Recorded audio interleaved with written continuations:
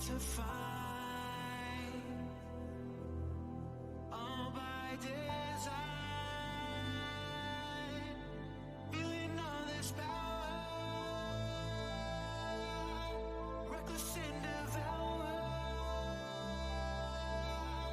traveling the sound, never backing down, wanting to find more.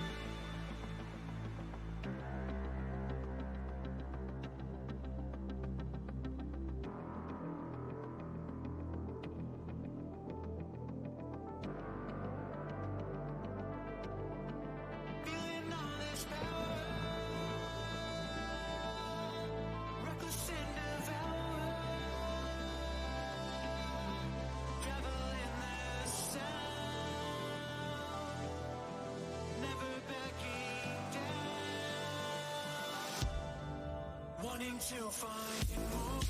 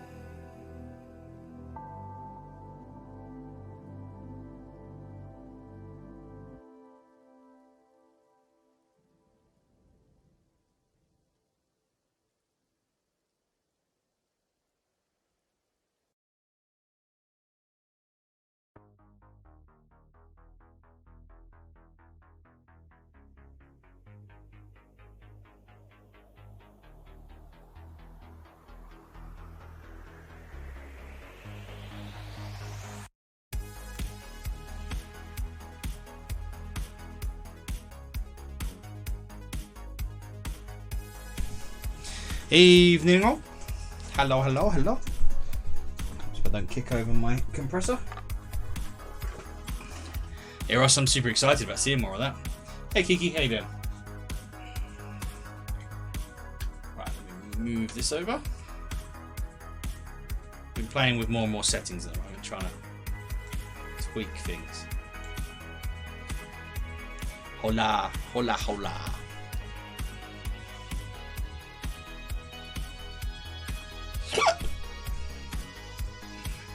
So as people may have noticed, I've managed to link over to YouTube now as well and build a stupid little intro video, which took fucking 6 hours to learn how to do that shit. But it got done. And now I know a bit more about the software to make tutorials with. So that's good. Other than that, I thought tonight we'd have a bit of a break from the Necrons. We won't do them tonight. I've prep these guys up. We can switch the, let me get the zoom sorted out. There's so many bits to adjust for a stream. Focus, 360.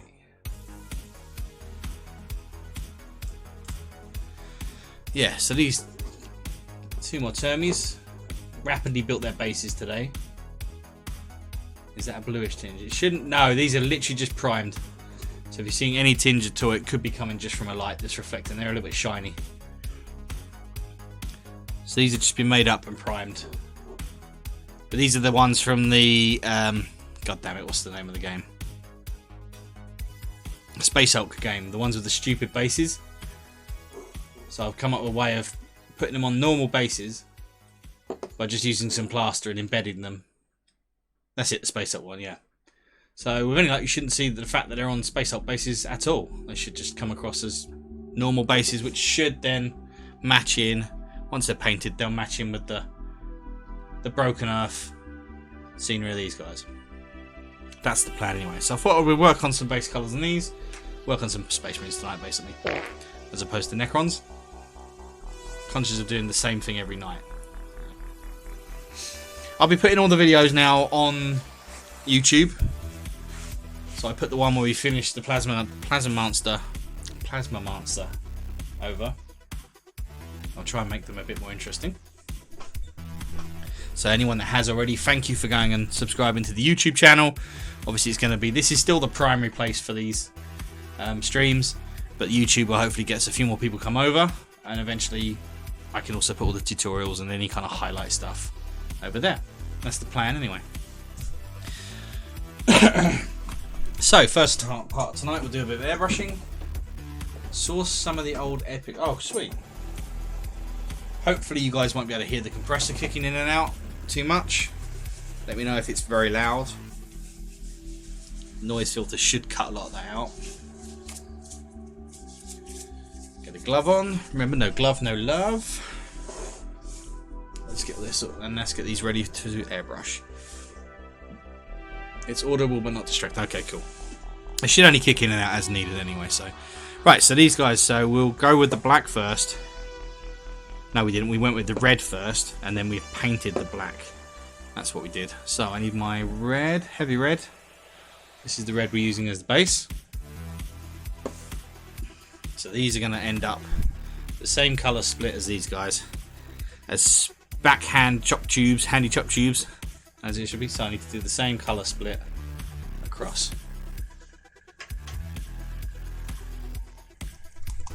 Give this a good shake. Make sure we got the water and some flow improver. Anyone that's airbrushing, this is the nuts, this stuff. Hot Rock, how you doing? I see you lurking.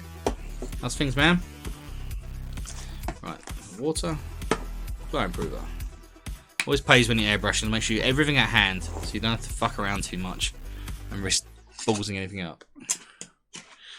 I've got my trusty crappy brush to mix in the pot. I've got my toothbrush to clean the tip. Just working and lurking. Well, feel free to lurk. How comes you're working on a Sunday though, Hot Rock? Yeah, we'll get the red on these guys. Then we can separate the half with the black, and then we can put some primaries on the base, and we'll know where we're close. Gotta keep that tip clean, Ross. A bit of tissue ready for any kind of overspray, but I don't fuss too much. Right. You guys will undoubtedly hear the hiss of the airbrush, but that shouldn't be a problem. Right, throw some water through it because I put cleaner through it earlier. Building websites for a mate, some extra cash. Nice. It's a good job that you can get a bit of extra. That's good. Spray some water through this. Make sure it's clean. We will indeed give the tip a bit of a brush. Make sure there's no crap there. Okay.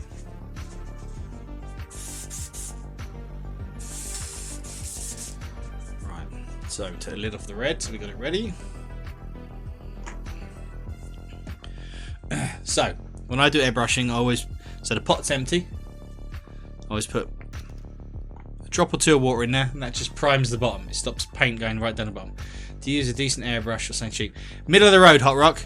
I'd love to spend a lot of money on an expensive one, but there's not a lot of point because I'm such a novice with it. So this isn't like a 20 quid one that comes with the compressors. I think this individually was, I think it was about 50 quid. You buggered your 0.2 needle, had it cleaned it, didn't notice the trigger was out of place. Oh shit, man. Well, don't give up on it. How buggered is it? Like, is it really badly bent, or is it?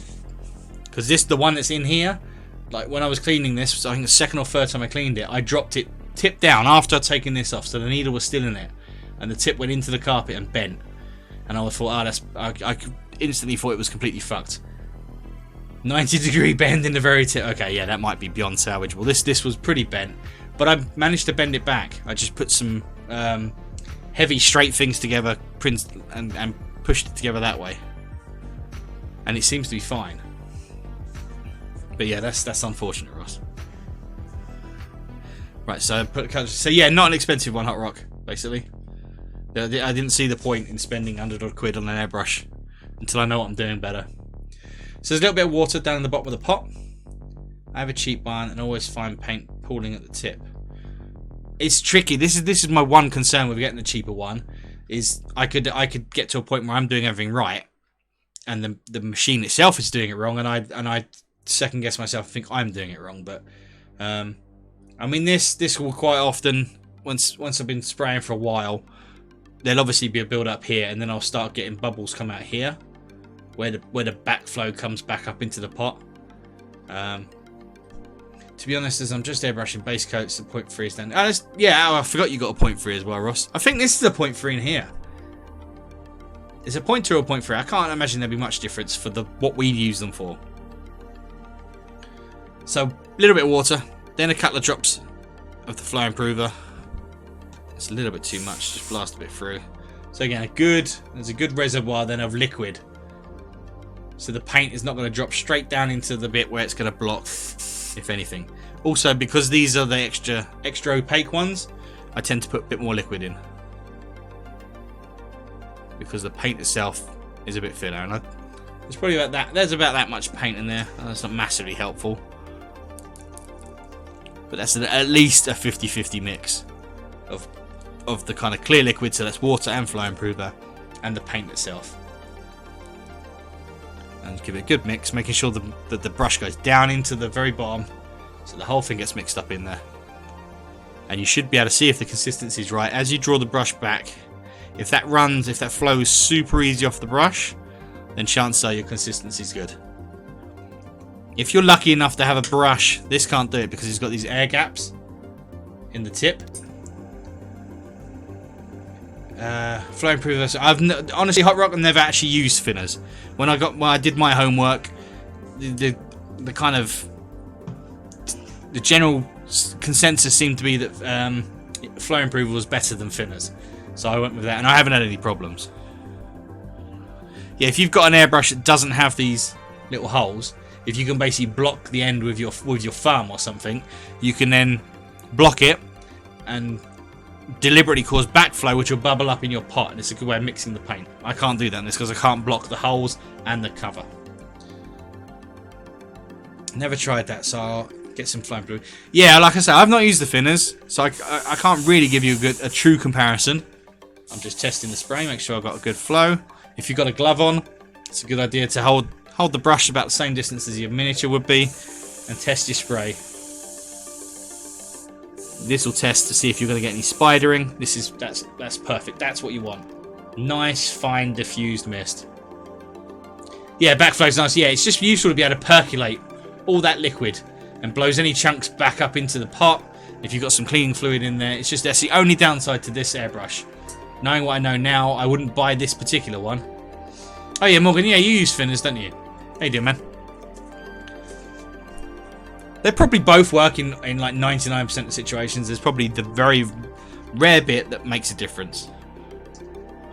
Right, so now I've got a pot of nice liquid there. I know it's not spidering from when I sprayed my glove. I've wiped some of that off now. So again, you want that nice. You're looking for that. You can see that you're looking for a nice diffused blob. No, squiggle. You know you're too close. If you get that spidering means you're too close, or your air pressure is too high. I was doing some primer with this earlier, which I made it super thin, so I took my PSI down because I knew it was too high. But so that you're too close, or the air pressure is too high. So you're looking for that one there. This is this one here. Nice, soft, diffuse sphere, which means that you're spraying nicely. So with these guys, we're mainly focused on the left-hand side. That's the red armor side. But if we get over sprays, no biggie.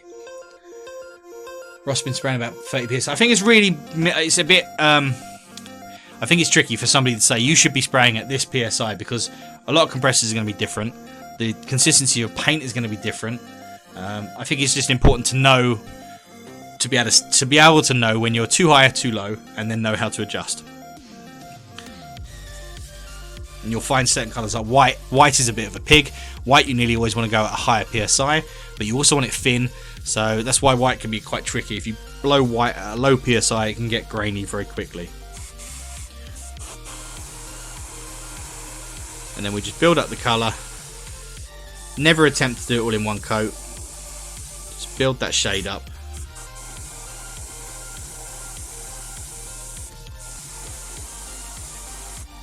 Show on the out on screen. So I'll rock anytime. I'm no expert with airbrush, but I've a few bits I know I've really tried to focus on. I have white through the airbrush. Oh no, it's not impossible. It's just I think it's just a tricky colour to do through the airbrush and keep it smooth. When you can blow white through, that's why a lot of people revert to a white ink as opposed to a white paint, because then it's just so much thinner already.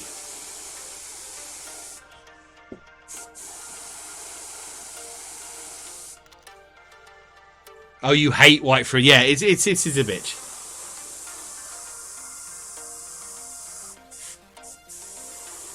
There's no ifs or buts with white, especially if you're trying to keep it like a clean white.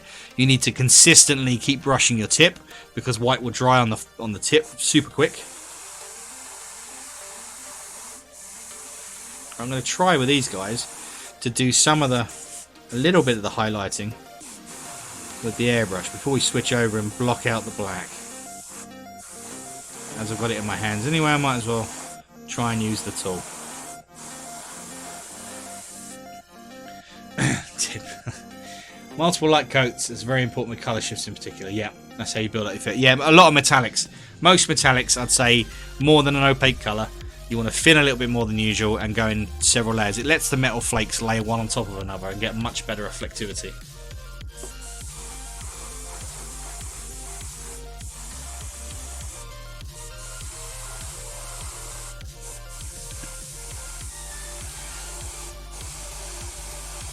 So again, I'm just building up these layers. So you guys might notice I'm trying to alter my behaviours on here, watching previous streams and stuff, and trying to really learn from experience now. I need to concentrate a lot more in kind of explaining what I'm doing. So I'm conscious that some of the last streams I haven't done that so much, mainly because I think obviously I'm generally streaming to the same guys, and you all know what I'm doing. But I need to keep in my mind that people could come in, come out. Other people might watch the videos now that I'm putting the videos and demands across. So I'll be explaining a lot more, and I'm going to try not to get so distracted with the chat as well. So keep chatting, guys, because it's lovely to know that you guys are talking. Yeah, you don't, Kiki. But yeah, I'll be looking up kind of between bits of paint as opposed to every command. I've just got to train myself to do that.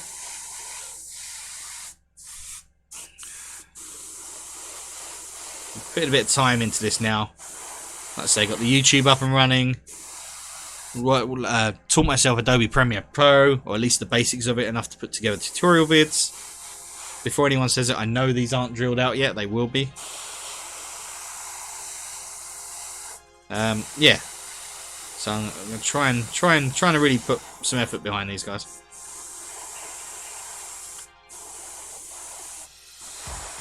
So thanks once again for everyone that's come along for the ride so far.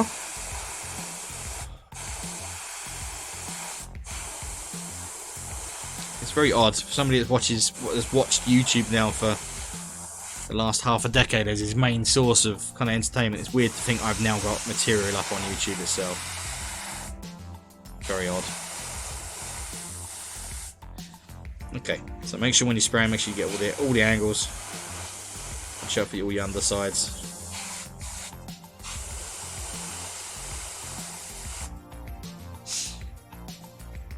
You love people riding you. What? What are you on about? Big jobs.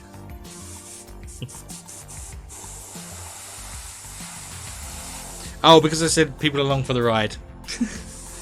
Very true, Morgan. So these guys are from the Space Hulk. These are really, really exceptional models. There's tons of details on these guys. So I've done a few in the past. I like to think my painting quality's come way up now, so I want to give these guys, really do these guys justice. And obviously it all adds to the overall Blood Angels force that I'm collecting. Okay, so pretty happy that's a nice solid base coat of the dark red. So we'll swap over to the other one. Still got plenty in the pot. Anyone that doesn't do a lot of airbrushing, you'd be amazed how efficient it is with paint.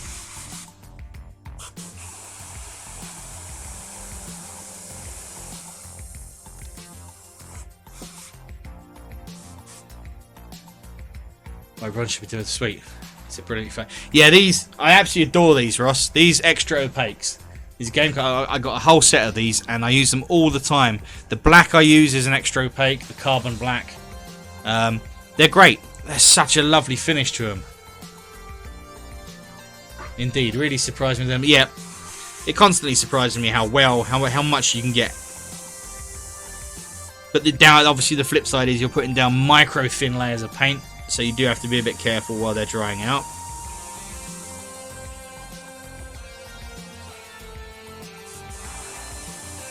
I mean, anyone painting a lot of vehicles or anything like that, I just can't imagine doing it without an airbrush now. Reminds me of the original Silver Foundations. Yeah, they feel very much like the original Foundation paint. And they got a lovely consistency. I will definitely be buying, like, I'll be replacing colours as I run out. I think I've got all the colours they do in that range. But they really are nice.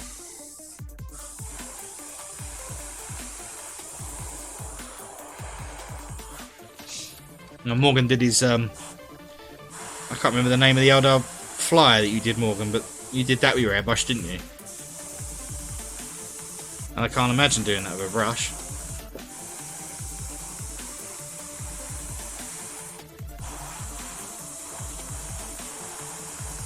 And even if you just use an airbrush for this kind of stuff, it saves a lot of time, it's more efficient with paint, gives you better coverage, it outclasses a paintbrush in almost every aspect.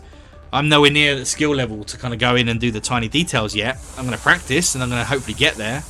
But even if you just use an airbrush for this kind of thing, you won't regret getting one.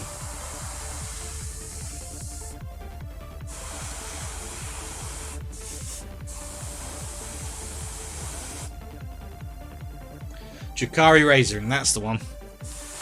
It's bloody lush.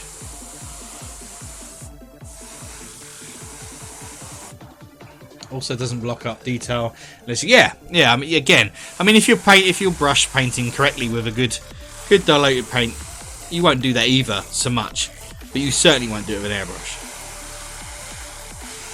unless, like you said, you really fucking go hell for leather and splodge it on. In which case, what are you doing anyway?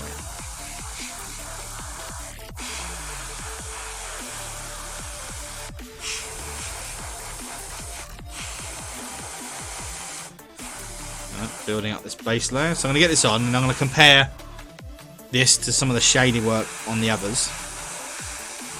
Because I feel I might need to put some shadows in before I true the first red highlight.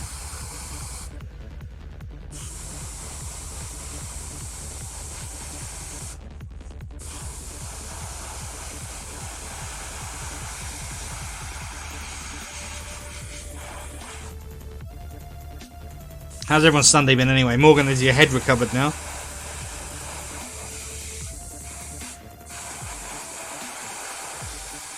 You bloody wine lush.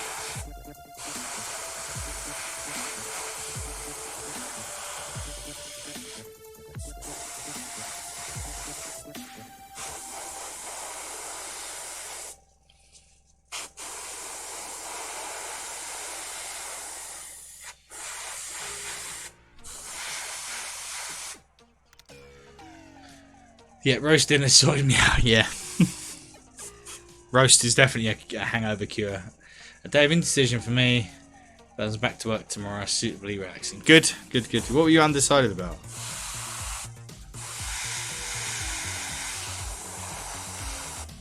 Oh, I've got... Kiki, I have 6 commissions to get done. Jesus, Kiki. Not all tonight in the next few days. Well, you've certainly got a fair bit of work to crack on with them. At least you're nice and busy. I've got work in the office tomorrow, which I've got very much a suck and not suck day tomorrow. I'm going to go to work, which sucks, but I get my car back tomorrow, which does not suck. I cannot wait to get my car back. Okay, so there's a nice flat red on there. When that dries, the gloss level will drop down a little bit. So we still got red in the pot. I'm just going to put that to one side. And I'm going to carefully, because I don't want to get grubby paint, so I'm going to look at this. So this is the red we're building up. Pretty much like this. So I just want to compare the colours. I can obviously see this goes down a lot darker on this scheme. But I don't think, because there's such tiny little shadows, maybe on the shoulder pad, I might be able to get some there. I'm going to keep this so I can see it. Somehow. Stay. And we're back to SPAC handy chop tubes. Just what I want. Oh, which is what you want to do in general. We're going to leave him there. Let's put a bit of... Where's my black? My charcoal. So I'm going to darken that red right down. And see if we can put any of the kind of shading areas. Knowing that I can bring it back anytime. That black isn't very thin. So I want to... Very thick. I want to make sure I add a little bit more water to the mix. I've left the red in the pot. There's no need to, if you know you're just going down to a shade, there's no need to empty the pot every single time. A lot of people when they airbrush think you've got to break down and clean the whole thing between every colour. And if you work your colours right, you really don't have to do that. So that's darkening that down nice and easy. Super thin. So if I can get the control on it, I should be able to shade some of these areas. That's the plan. You'll notice with that black, this black here, it's really not black. It's got almost bluey tints to it anyway, which the red's enhancing. So we check. On the paper first, I tend to blast through until I know I've got the colour coming through. Then we move back to the glove and move them out of the way. Again, for consistency. That's a good example. So I just sprayed. See the speckle on my hand? So if you get that, you know that the tip is not clean. And next thing, when you go to the model and do it, you're going to get that spray on the model. So if you start to see speckling like that, immediately stop. Get your toothbrush. And just give the tip a clean. Run the whole thing through. If need be, pull the needle back a little bit and forwards. Just to clean off the excess. Blast out on a bit of paper. And again, when you go back to your glove, you shouldn't get any speckling. No, nice and smooth. And again, see if we've got the diffused sphere, which we have. Nice, controlled. So we can control that pretty easy. That's what we're after, that level of control. That's a lovely dark burnt colour there to start getting some shadows in. So I've got my little guide marine in place. I'm going to try and follow where I've put shades on the metal. Now this is going to be tricky. This is the kind of thing I've not really done much with the airbrush before. It's a case of looking, being able to read where you're hitting. Sometimes that's quite tricky to do. But it's not impossible. Currently watching Purple Rain.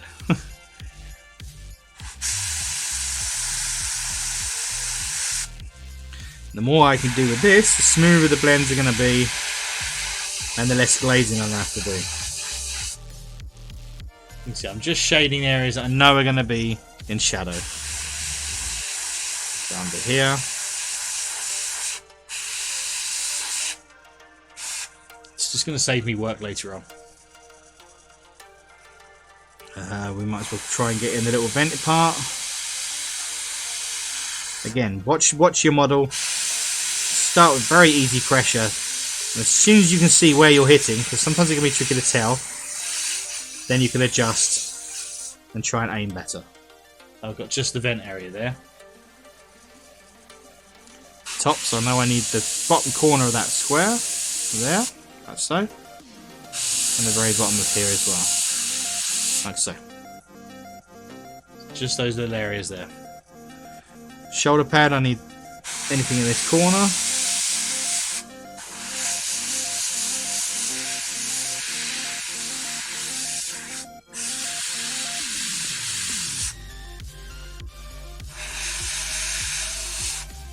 Comes down to there. That may well end up being darker, even darker when we paint by hand. We'll do what we can now.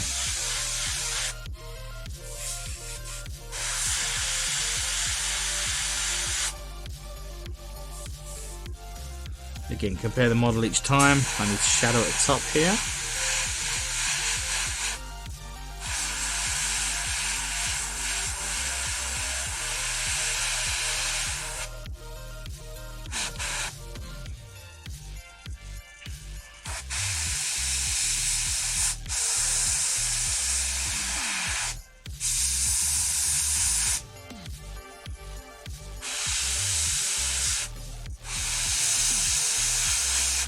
Again, don't be afraid to do multiple layers. You'd be surprised how just that second layer will change what you've just done and really make it a bit more dramatic.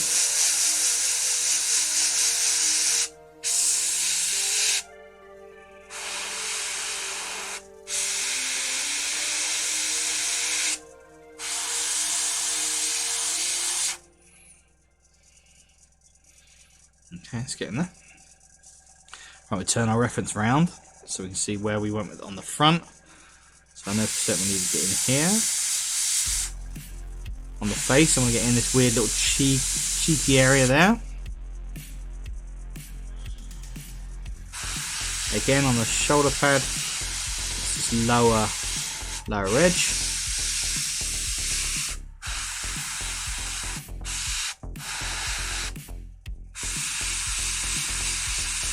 And the torso.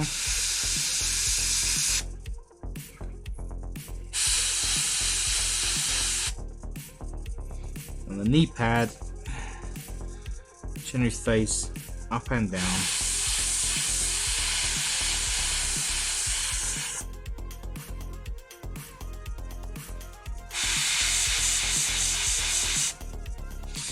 Might try doing the red for some squigs for the airbrush. Yeah, that's a good idea. As far as I know, contrast can be sprayed without feeling.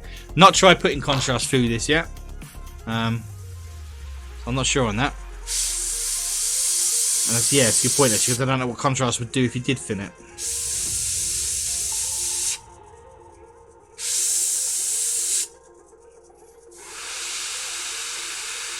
Let me know how you get on, because I'll do the same on my squig hoppers for sure.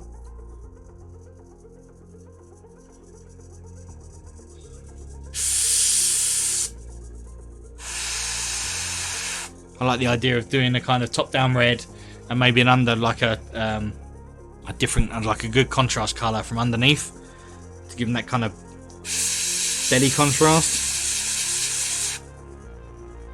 Okay, so there's a bit of pre-shading on that. We're still going to do most of it with the brush, but there's definitely some shading there already. No, just red. You can do two-tone easy and then just do a wash all over to unify the two and give you your contrast.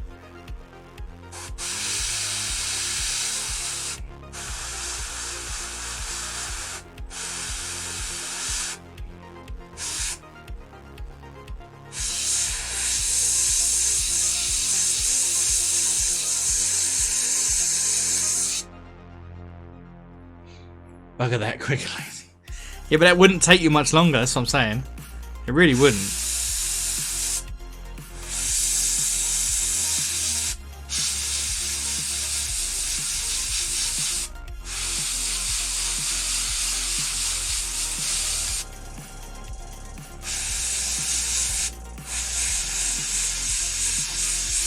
Shading all the areas I can.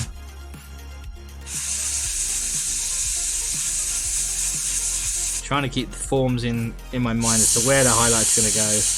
where the shadows are going to go. Always thinking that the light's coming from the top here, in the top direction.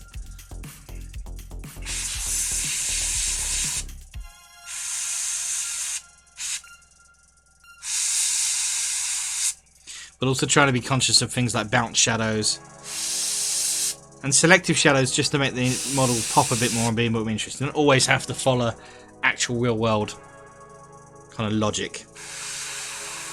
It has its place, but if you know something's going to make the model look better, then go with it, even if it's not technically correct. So at the end of the day, you're making art, not... doesn't have to be exactly right.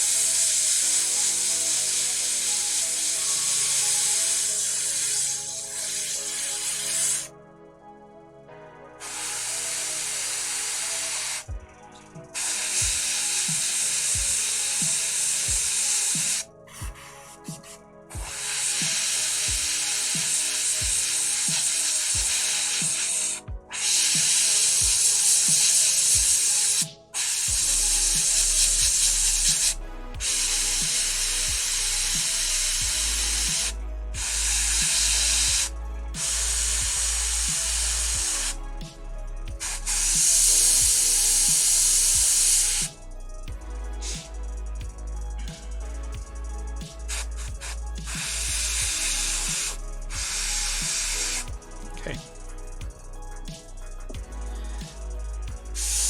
And the beauty of these, I'm not worried too much about the fact that I'm not going to spray the black half, because with black you don't want big soft highlights, because then it'll just look grey. You want far sharper edge highlights. So no issues at all with the fact that the other half needs to be painted. We can just do that via brush. So otherwise it opens up the whole can of having to mask down the middle, so down the front, down the front, and it's just so complicated. Really masking that well would be very tricky. Wouldn't be impossible, but it would be very tricky. And as we're using black, just no need to do it. No need.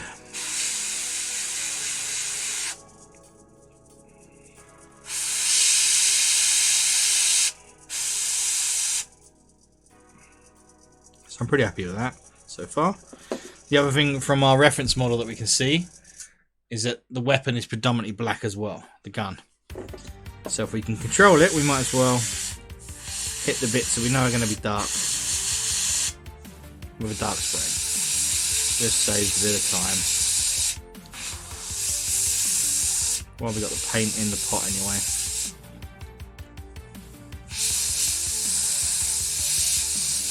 Just trying to leave that red on the main kind of carapace part with the gun.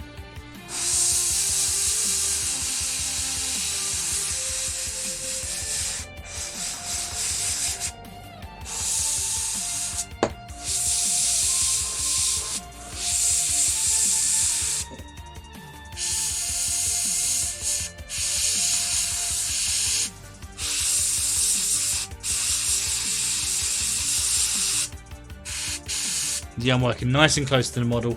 I'm not getting spidering because I'm being pretty light on my pressure, using the two-part action of the airbrush. So I'm letting a tiny amount of paint through. So there really isn't enough there for it to spider, even though I'm going pretty close. Let's darken most of the body of the gun down. And then the black will take that further. Same with the little tubey things. Might as well darken them down. Let's do some of the work while we're here.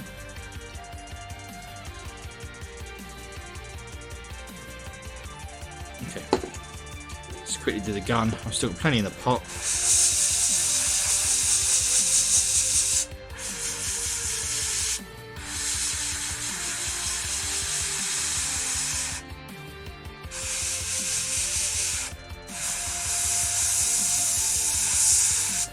The other nice thing if you're this close to the model is you don't have to worry too much about overspray because most of the paint is hitting the area that you're aiming at.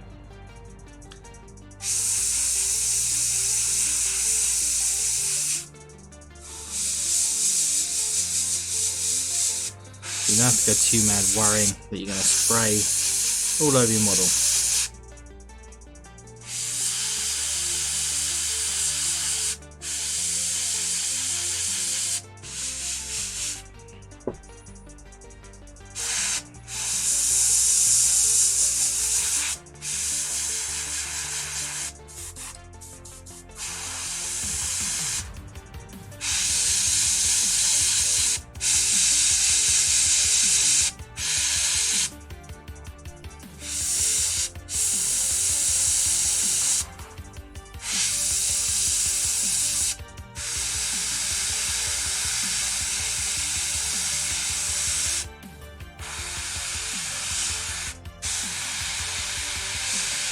Accentuating some of the bits I've already done. Okay.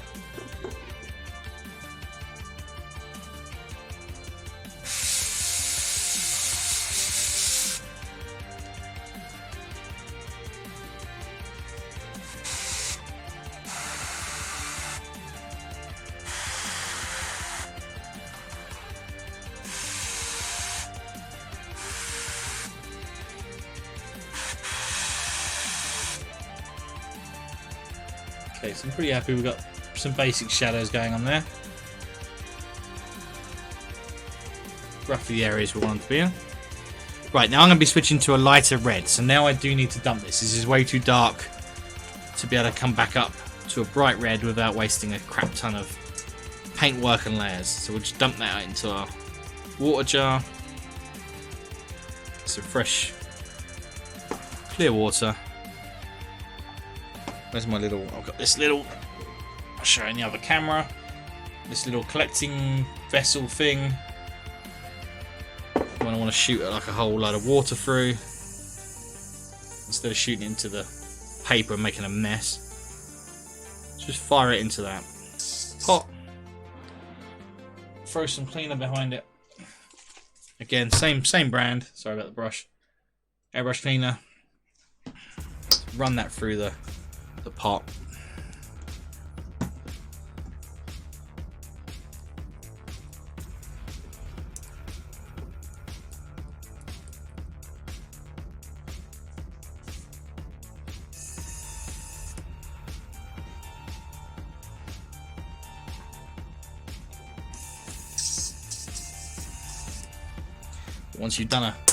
Once you've ran some cleaner through it, make sure you run some water back through. You don't want to put your next layer of paint down with any kind of cleaning solution still in the gun. That'll completely fuck it up.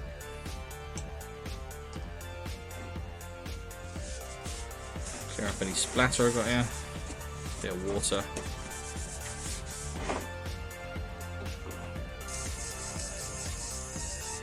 And then, although there's some scummy bits around the top, the pot's clear.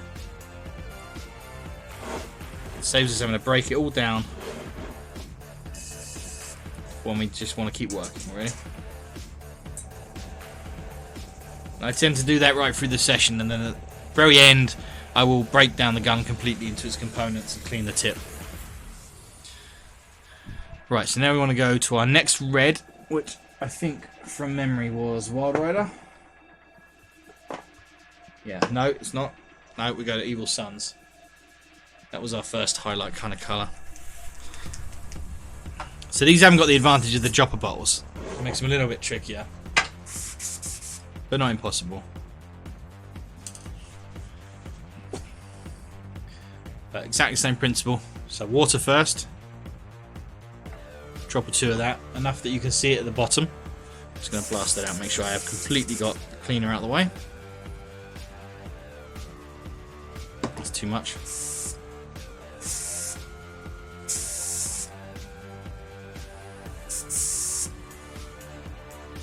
Yep. So about that much water at the bottom. If you're like me and you've got both the Vallejo Flow Improver and the cleaner, do your utmost to keep them away from each other when you're working, because the bottles are so similar. I haven't done it yet, but I've caught myself going for Fly Improver and getting the cleaner in my hand, and you wouldn't, like, they're exactly the same bottles, and being clear liquids you wouldn't know. I know I'm going to do it at some point, so I try and keep the bottles completely apart from each other. So the Fly Improver is next to me here, and the cleaner is way behind me on a different thing. Oh, their thinner's the same, is it? It's exactly the same bottles, yeah. I'm amazed they don't put a different colour label or a different colour cap on them or something. Okay, so we're going for Evil Sons. And this is just a bit tricky. There's no easy way of doing this. All you can do really is get them out with a paintbrush and kind of scrape them into the top of the pot. Probably 2 paintbrush loads, maybe a bit more. We're going for a highlight, so it can be relatively thin.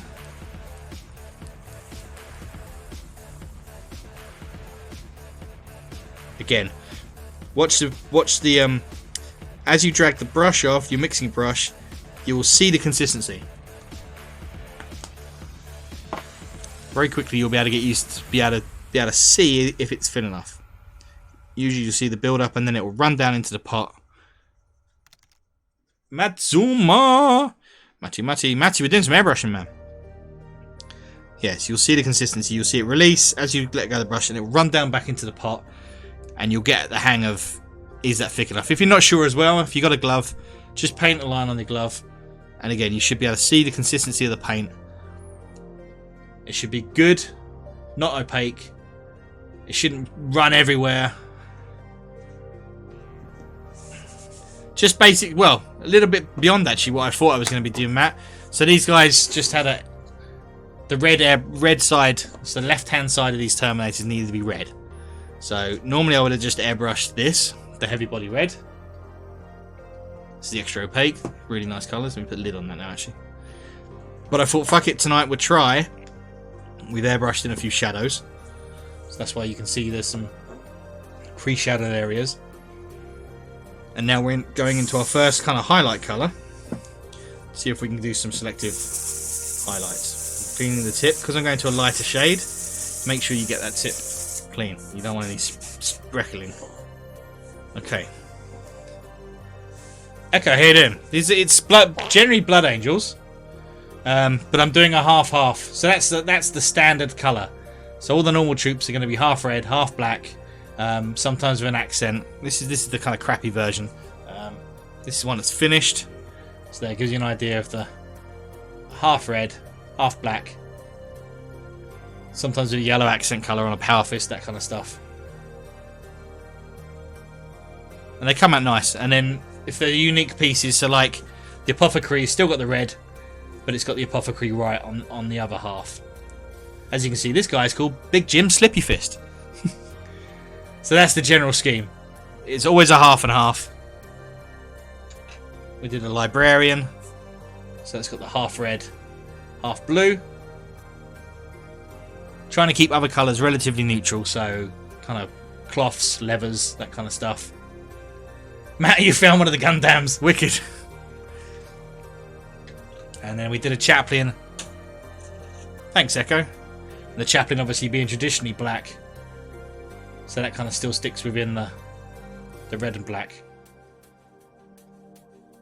And yeah, they come out really nice. I'm super chuffed for them. So they're a nice counterpoint to the Necrons. Hot Rods, you said they're so helpful, mate. So often airbrush tutorials say mixed to it's like milk. Yeah, what type full fat? Yeah, it's always. I get why, because it is a good kind of analogy, but you can't immediately bring to mind what milk looks like. And again, it's just going to be different with certain colours as well. There is no one unifying consistency. So that's why it's useful to do it on the edge of the pot. And like I say, so your brush is fully loaded with the paint. As you drag it across, you should see it easily release and run down. If it stops at all, if there's any kind of hesitation between that paint running down the pot, then chances are it's too thick. And if it's too thin, when you draw a line, you'll see that you can see the kind of consistency there. I can see. You won't see on camera. I can see my kind of skin texture through that, even through the glove. So I know that it's got a good level of which is perfect for airbrushing, because then you want to build that levels up. So So I know I've got my paint right. It's now just whether I can be accurate enough. Right, I need to be careful here. I've got gloves covered in paint, and I want to pick up the ones that are good. Okay. So we need to build up. We're coming up to this kind of vibrancy now. And these obviously, although they're red, they're very dull at the moment. So we're going to see what we can do with the airbrush before we resort back to the brush. Echo, thanks for the follow. Thank you, matey. Welcome to the group. So we're going to start with the top. We're going to start with the bits that I know need highlights.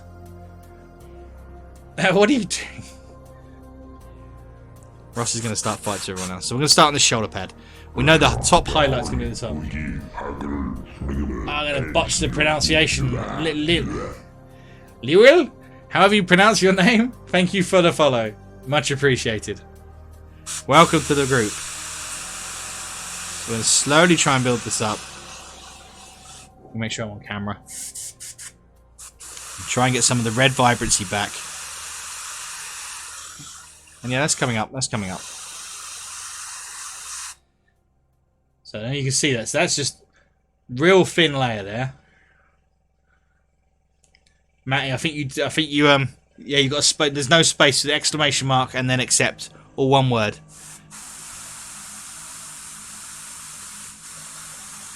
So we're just coming from mostly top-down angle. Remember, the light's going to come down. Light come down from the top. So it's always going to be your kind of first point of reference as to where the highlights are going to go. Oh, you're on the phone? Okay, so it's tricky. You have to bear with him, Ross. He's typing on his phone.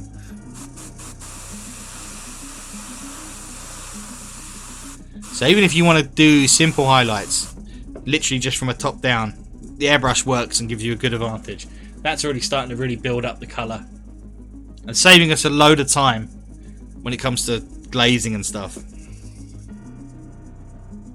Far away from my paint. Oh, you stuck at work, Matt. That sucks. I feel your pain, man. Okay, so we want the bottom of the foot. Again, I'm using my little reference guide that I did with by a brush in the background here to see where I've kind of put the highlights before. And try and get the corner there. And again, if you're going nice and subtle, if you're worried about aiming, a lot of people struggle with the actual aiming because you're not touching the model. So it can be tricky to know exactly where you're aiming. But if you build up slowly, really slowly on the paint, so you're barely pulling back, you'll start to see the kind of bright point of or the bead of paint, or the bright point of paint, however you want to describe it. You'll start to see that, and then you'll know if you're off target slightly. If you're quick to correct, you'd never notice. So you don't have to you don't have to worry about being exactly in the right position from the very beginning. Just start with your air with no paint. So if you're aiming at a point, so let's say I'm going to aim at his forehead here. I'm going to get what I think is correct. I'm going to start the airflow. So there's just air at the moment, no paint at all. And I'm going to ever so slightly bring the paint back. I'm going to watch for that brightening area. See, I know I'm a bit high, so I know I can bring it down. And you can adjust on the fly. You haven't got to worry about being spot on at first straight away. And we'll try and get that little lug there. Again, aim in the rough area. This is why it's important to stop any speckling. So if you're not sure, because when I put the air on now, if the tip wasn't clean, I'd spray little blobs of red paint onto the model, and generally fuck it up. Again, ever so slight on the back. The paint. Watch for the bright.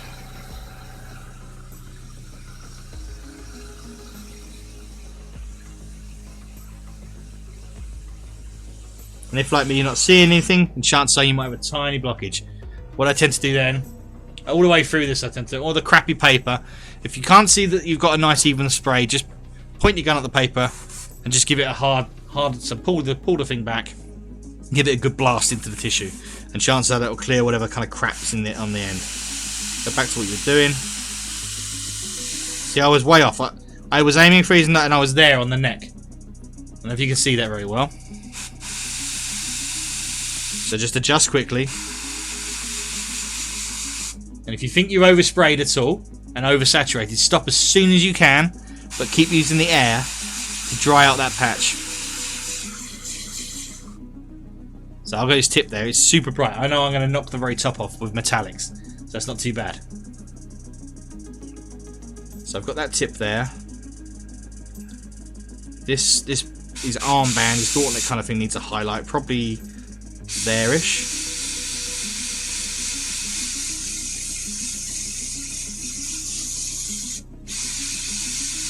About like that. Need a bigger mech, yeah. Yeah, this is exactly where the dual action comes in. This is why you really wouldn't be able to do much with a single action airbrush. You need to be able to control that. This codpiece area, we want to highlight the bottom edge. Again, I'm going to clean the tip because I'm getting some flow problems there.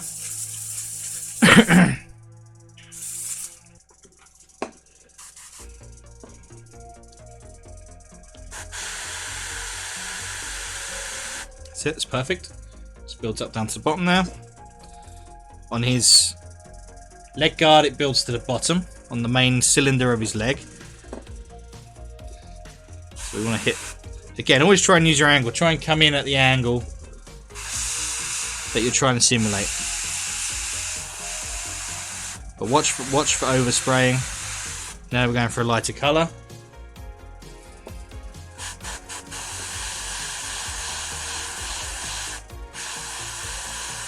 Again, this is one of those points. So this is a good example here, underneath there, of where you should ignore kind of real-world physics. That entire area should be in shade. But it would look pretty dull if there was no... That's what I'm talking about there. That would look pretty dull if it was just dark. And what you've got to consider as well is some light will hit the ground and bounce up. These are standard paints, Matt. This red actually is a Citadel one. So this is what I'm spraying now is the Evil Sun Scarlet. The base red and the black are both game extra opaque colours. Any paint can be airbrushed. You just need to fill it down consistently. That's the only downside to buying airbrush paints. Because you can't thicken an airbrush paint up. Not that you really need to. You just hand paint with layers. But if you were doing things like edge highlighting and stuff like that, they become tricky. They're harder to control the flow. But it's far easier to take a normal paint. I'm not going to say a thick paint because none of us want thick paint. But a normal paint and thin it down. You can always do that. So any paint can become an airbrush paint. What was it doing? So I've done that thing. Right, his foot. I need to get the top of his foot.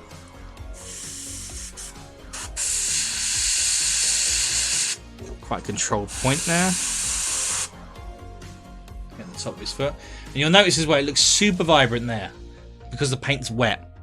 And when you're airbrushing with like really thin layers, you'll be able to probably see that on camera actually dull down.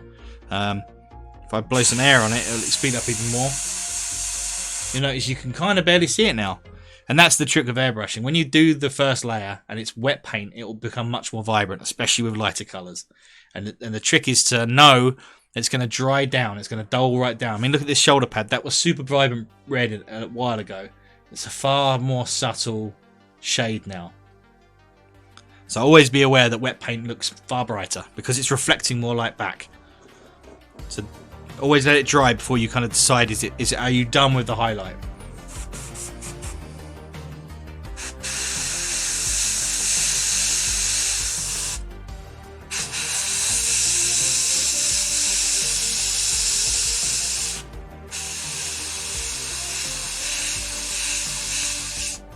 Let's get some general lumps. Again, looks super bright now. Once that dries down, it won't be so bad.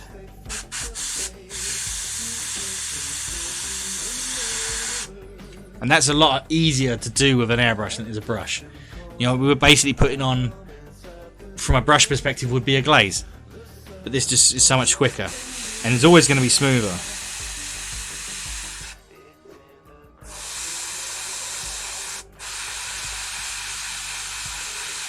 Just looking at the top points. So we know the top of that, looking at the shoulder pad.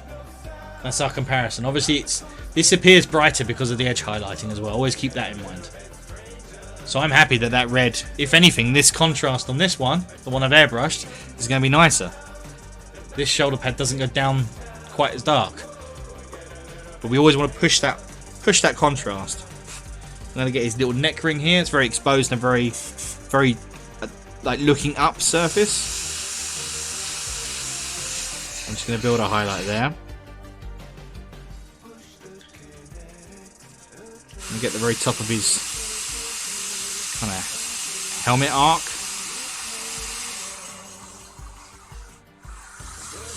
And keep building those thin layers up to get that nice smooth. I mean, as this side's going to be black anyway, but look at the smoothness of that gradient. Top of his little knee plate thing. Build that up to there.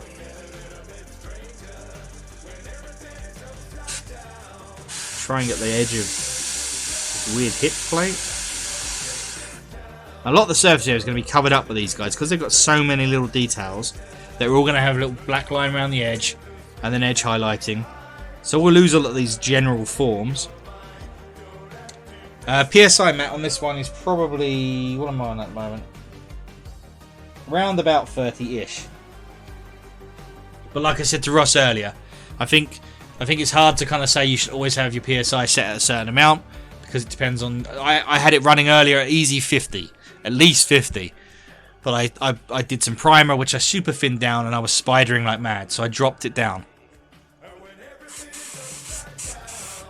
So you use airbrush paint, so you might find your PSIs lower.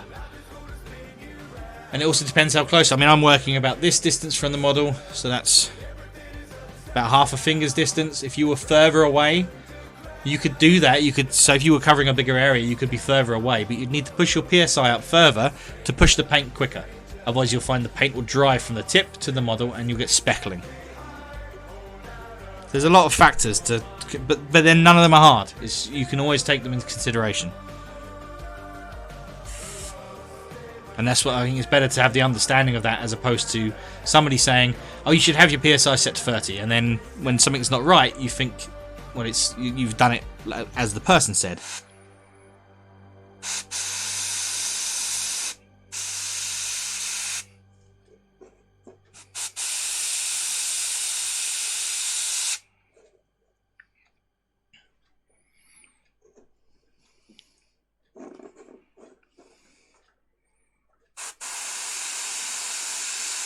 Again, I'm looking for any kind of exposed form that's exposed to my light that's going to come down this way. If you've got an area like the top of the body here, so in theory that entire flat plate is looking at the sun. But it'd be really boring if we just had it a uniform shade, even though it'd probably be quite correct. Because we're talking in miniatures, we need to exaggerate the detailing. So that's why it's got a shade down to this corner. Because at the end of the day, the top here is closer to the sun than this is. And when we edge highlight down here, it will give us a far more dramatic. That will look very much like the back here. And it's just more interesting, full stop, as opposed to a flat ass colour. So don't be scared to kind of say, fuck physics sometimes, and do it how you think it's going to look better.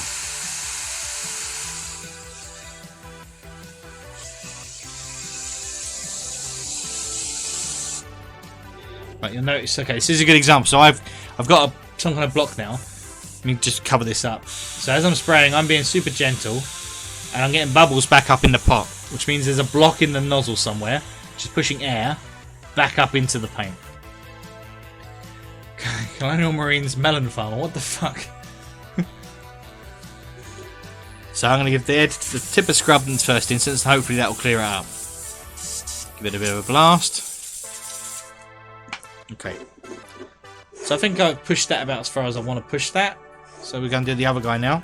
Same principle with this. Let's leave him in shot so we can see him. Start with the back.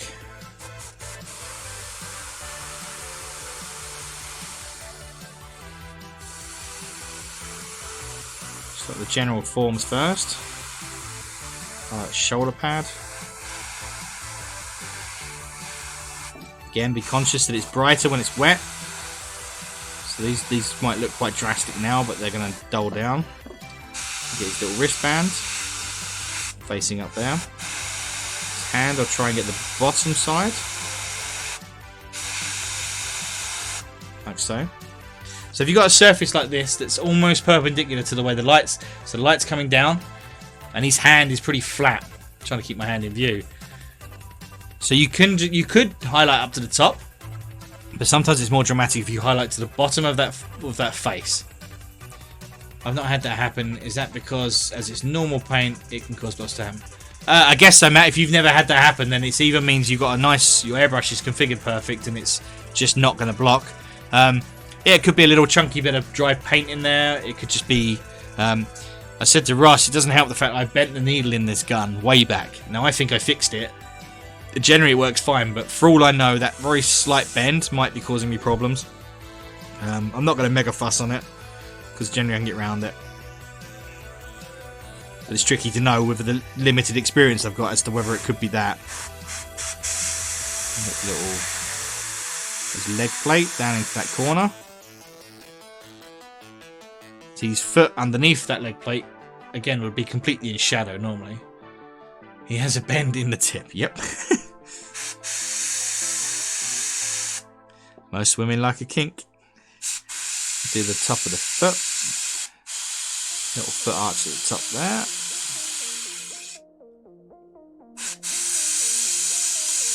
And 100% same as anything else. The more you airbrush, the better you're going to get it. I want to do more with the airbrush. I want to try boomerang it. I want to try and do some other things with the airbrush at some point. I want to try and actually do some conventional art with it. One, to try new things, and two, because I know damn well it will give me better control in general with the airbrush.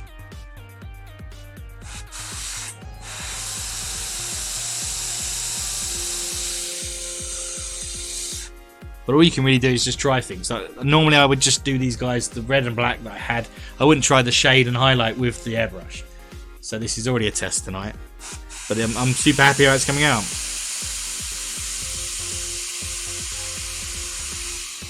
Sometimes we all just got to try something and try and push ourselves.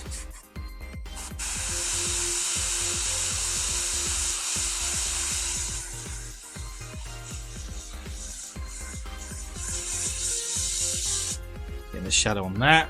So it's got a nice shadow at the top coming down to the highlight. Cheers, mate. This is saving a shit ton of time. That's the other thing I need to work on. I need to work on speeding my painting up. So if I can incorporate a few first passes on each model with the airbrush, it's going to save me a crap ton of time later on.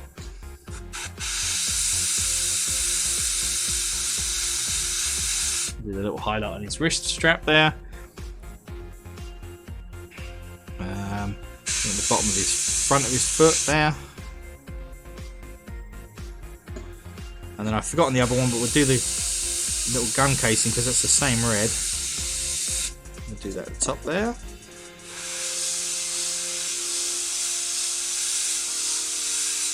And if you see a bit as you're going and you just know you're not going to hit it with the airbrush, there's no point stressing over it. Just do what you can and then just pick it up with a brush.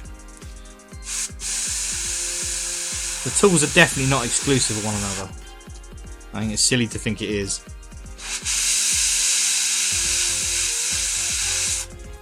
But always be conscious of what you're going to be doing with your brush in your next steps.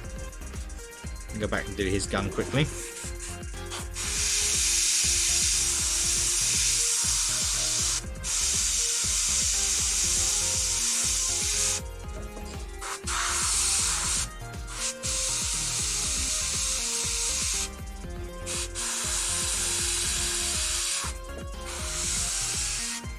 Okay, that's his gun case. Just notice this could do here with a highlight. Nuts, just knocked him over. Oh no, that's on the black side. That's why it's. I was thinking, why haven't I done that? It's because it's on the black side. That's why. I'll give his shoulder pad a little bit more of a oomph. I mean, you could take this super light. You could go right up for orange to get that real old school Blood Angels look with this.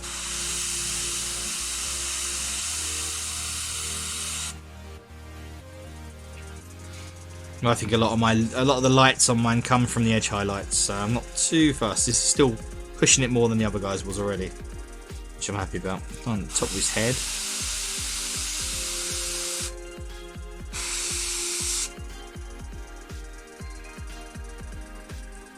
Okay. I think that's about all I'm going to push with the airbrush. The rest can be done with brushwork now. Yep. Their bases are going to look interesting. They were real quick thrown together. Some household plaster, a little bit of the Grelin earth on top. Hit with a hairdryer to cook it all down.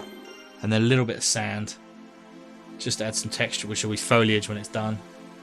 He's got a little Tyranid skull on his, and the other guy's got a human skull. So So that's done. So I'm just going to empty this out the pot. I'm not going to worry about cleaning the airbrush completely. I'll do that off stream. You guys don't have to waste time with that then. Just going to clean the worst of it off.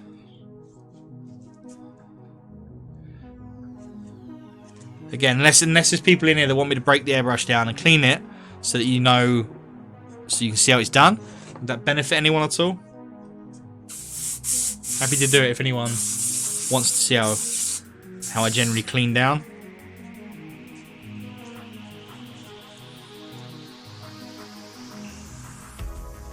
If not, I'll just blast some cleaner through it now. For now, and clean it off stream.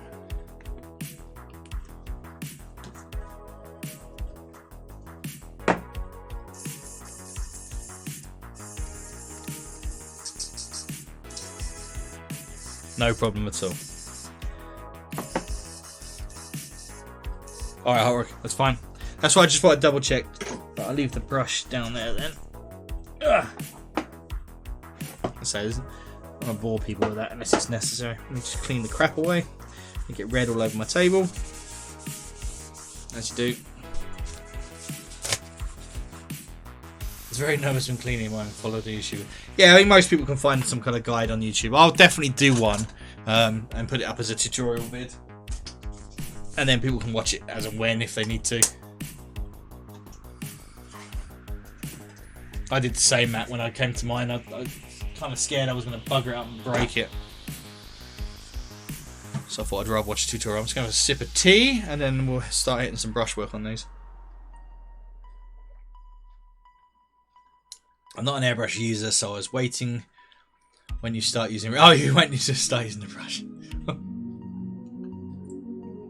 Have you ever tried airbrush, Echo? Is it something you want to try at any point, or you're just very happy with sticking with the brush? Or forgetting to put the... Yeah, Matt, that's always a good one. What do you paint, Echo? Are you like normal kind of army painter? You can definitely speed things up. Thanks, Echo. Cheers. I say it's real basic. I mean, you look on YouTube and stuff, you can find some real pros with the airbrush and they do some crazy stuff.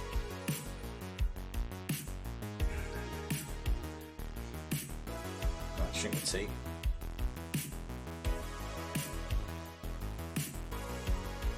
My starter painter started painting Blood Ravens. Oh, lovely colour scheme. A nice red and kind of creamy white. It's a really nice scheme. I did seriously and ah about doing it myself, but I kind of wanted that red-black combo. But I do like the Ravens, and their insignia is cool as well. Right, I want to test something anyway. Anyone that's new to the channel and wants to follow us on Discord, there's the link to our Discord group. The Nightbot's just thrown it up. Feel free to come on over. You can put work in progress pictures or something on the Discord if you want us to have a look on channel. And normally near the end I normally go over to Discord and we'll look at what people have been painting. So feel free to do that or just come join us for social. Okay, so let's move these guys back over. So what we're going to do first is block out the black side so we know where we're going with that. So when I paint black, I tend to I don't start from a black. In this case, like I say, I'll work from this heavy charcoal, which gives a nice black finish, but allows me to go blacker for dark lining and shading. Because if you start at the blackest black, you've got nowhere to go.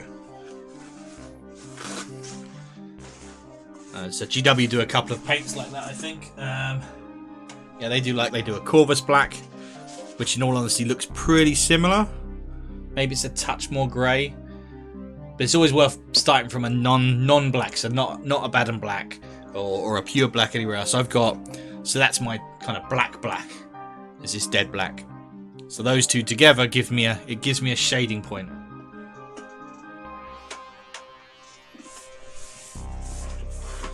Right, get set up for this. Brush.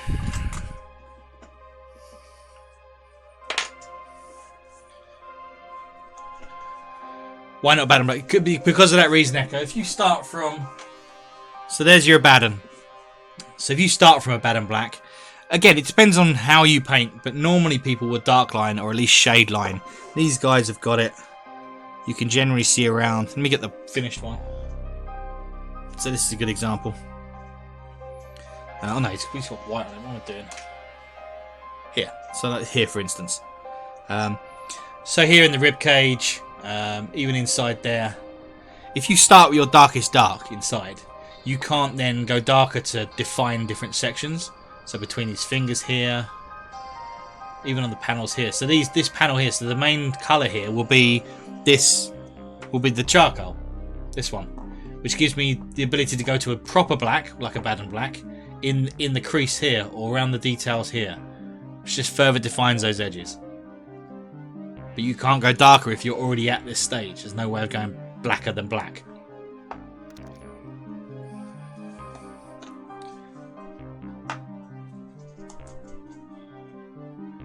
No problem. Especially if you are painting, I know you don't with your blood rain, if you're painting black armour or anything that needs to look black and hard like the armour, you don't want too much grey. With these guys, I tried to deliberately not have like a soft grey fade to the edge. That's why it's just got the hard lines. These aren't as neat as I'd like them, but the idea is to have predominantly black. Otherwise it will just read as grey. Right, let's get some more from this.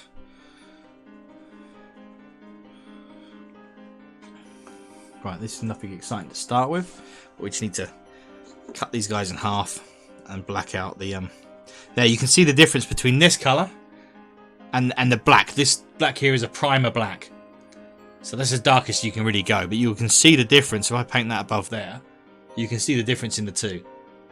And yet when it's dry with dark lining and edge line, let me turn the compressor off, and yet when that's dry, that'll look like this.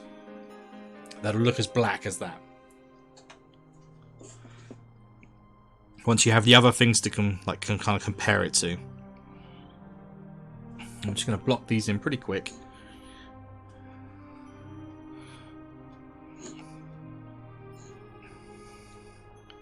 Things like here where the crux terminatus is, where the shoulder pad itself is going to be black. Around the edge of the crux, once it's done, I'm going to run a pitch black, like a true black edge to it to really make that pop off the... Managed to get Chaos Black Primer. Cool. Primer's fine. But you just... So I would never work up from... In your actual colour scheme being a bad and black. If you're using the GW colours. Because of that, you just got nowhere to go from it. Right, start to be a touch more careful around the middle. And that's going to be my separation line. I'm not going to spend too long fucking around here. Again, I want to relatively do these fast-ish. Cut this down the middle.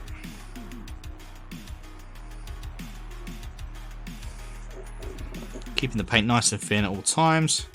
One, because it just flows better. Two, we don't want texture.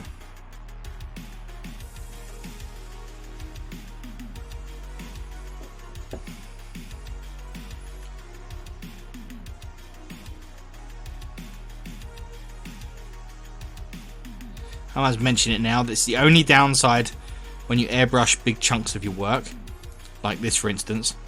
If I screwed up, if I got the black on the red side by mistake, it can be trickier to fix, because obviously what you're dealing with is not just one red colour. At any point you're talking several shades of red across there. But it's certainly not impossible, and shouldn't put anyone off trying it. How many layers of this black? This chance over this black, it will just be one layer, but then that's the benefit of these guys, because these are the extra opaque. So they are like the early Citadel foundation paints. So they go a lot better. And I'm only going over it, and I'm going over black at the end of the day, or predominantly black. So I know this will cover really easy, but it's still thin. That's still very. I'll show you on there. You still see how thin that is.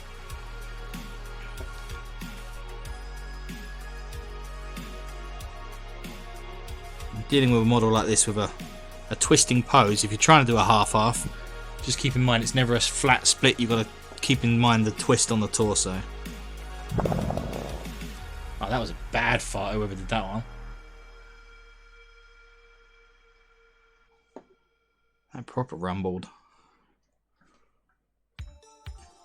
And if anything, I'll keep going extra thin.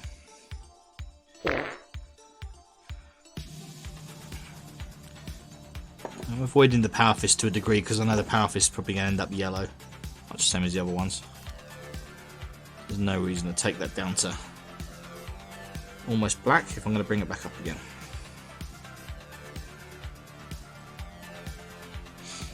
Yeah, that one came with a prize. Yeah? It's not one to share. Apologies if you can't see your eyes. Some of these angles are a bit tricky to get to. Try and do the half split.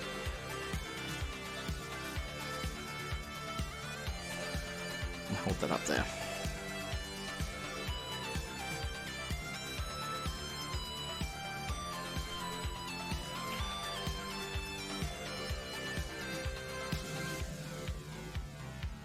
At the moment it's more about just getting the coverage on.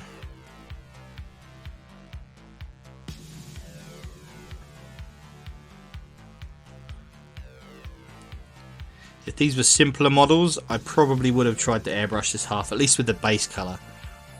But like I said earlier, it would have required such pain in the ass masking. I'd have wasted time doing that. There would have been no net gain in time, I don't think.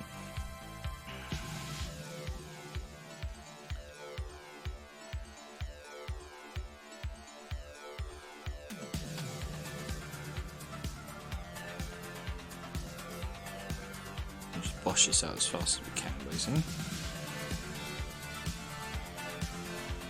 And as you paint the model like this, as I'm whacking this colour over, like start building in your head the kind of forms that you're going to paint over. So start already kind of mentally mapping out, oh, there's going to be shadow there, there's going to be highlight there, you know, dark edge there.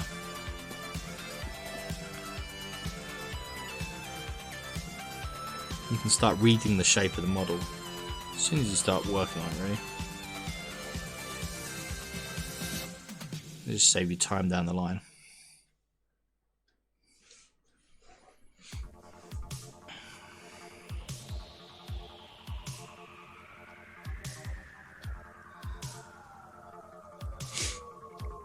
What marines have you got, Echo? Are you got normal marines or are you going for Primaris? You know, for big boys.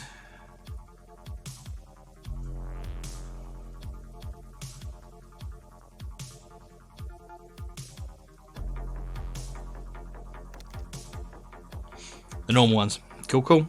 There's some nice character to the normal ones. I only hate the fact that when you have to mix them, they just look so small when you mix them.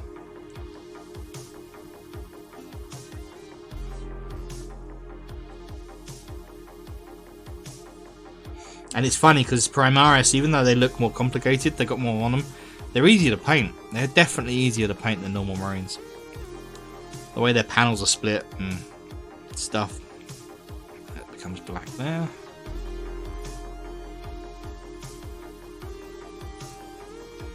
Okay, and obviously Cape here is going to cover up some of that armour. Just look over each angle, make sure you haven't missed anything. I've got a few down there. And that's just his helmet. Okay, I want to go nice and thin so I've got control over the paint. I want to carefully define that halfway line.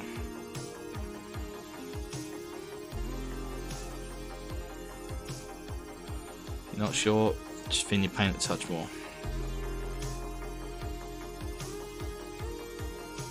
Right down the front.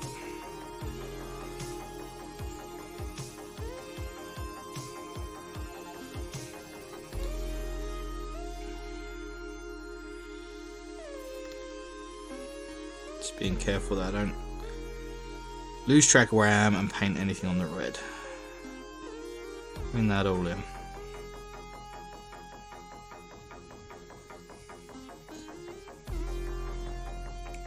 Get down the back as well.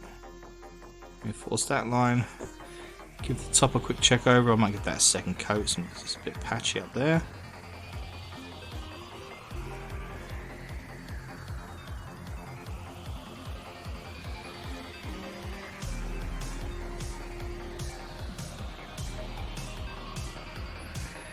Okay, I think that's the split. Fuck it, we'll just do this bit back again, just to push that line.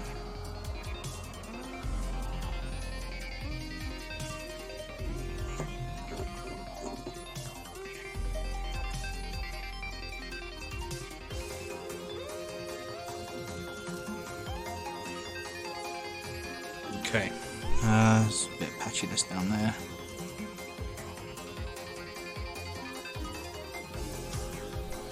I want to say the first thing I got painted is a Primaris Captain after I bought a tactical team and a Dreadnought. The Dreadnought will be a good challenge. They're awesome models. But jumping up, if you've not painted much in the past, jumping up from a smaller Marine to a bigger model. What am I doing? Don't need to do it first. Okay. So that's his half-half split, so you can start to see the balance of the model. He's looking cool. Happy with him. Let's quickly blast the next one. God, time goes so fast in these things.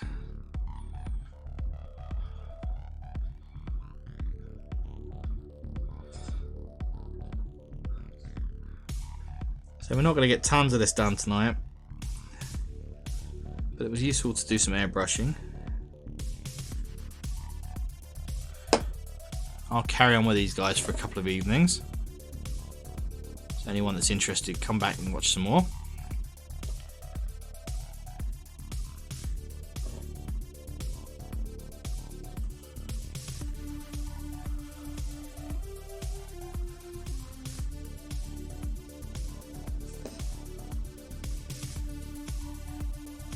Plus this down to the top here. Coming to the halfway point. Yeah, it's huge, but so exciting because the old Dreadnoughts look so awesome. Yeah, I do like the old ones. What are you making yours as? A normal Dreadnought, or are you going to do it as a Librarian type thing or something? Or a Chaplain? The one I've got in my kit I'm building as a Librarian. Because I love that staff, the halberd staff.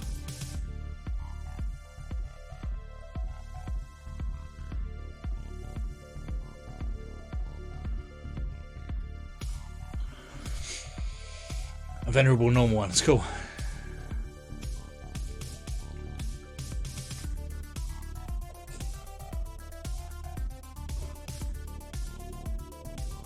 Same time, I do like the new Primaris one with the kind of extra bit on the front, all those extra paneling and that. They're cool. Again, watch the halfway point on this.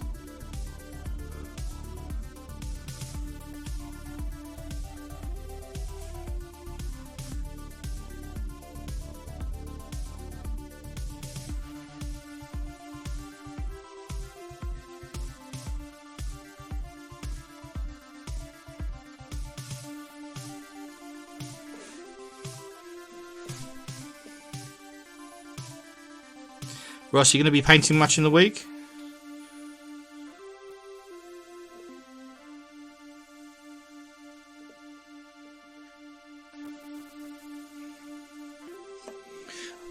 Echo, I mean, if you're keen, come find us. We're on every night, pretty much from 8. If you want to come find us and do paint along with us and stuff. Got a few of us here that have got a fair bit of experience, so you can ask any kind of questions you want to ask if you're just starting out. A lot of us find it's nicer to paint, even if it's with people in the background, as we can't obviously have friends over to paint at the moment.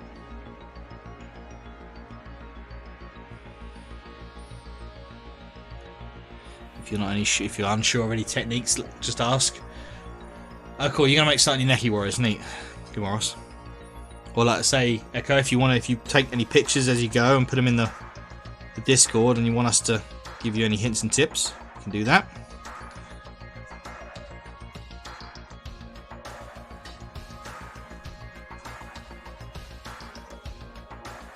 Pretty friendly little bunch we got on here. All happy to help out.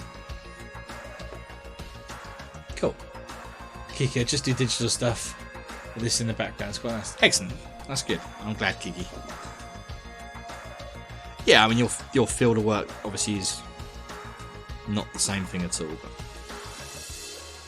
I find having creative people around is always good.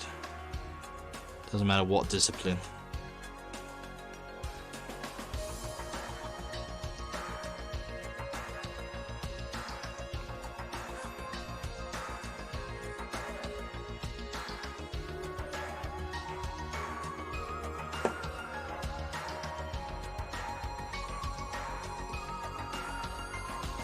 And from a neatness perspective, as you blast through work, not as you're trying to get faster and stuff like that, know your processes, because I know I've got, let's say I've got edge highlights that are going to go on this.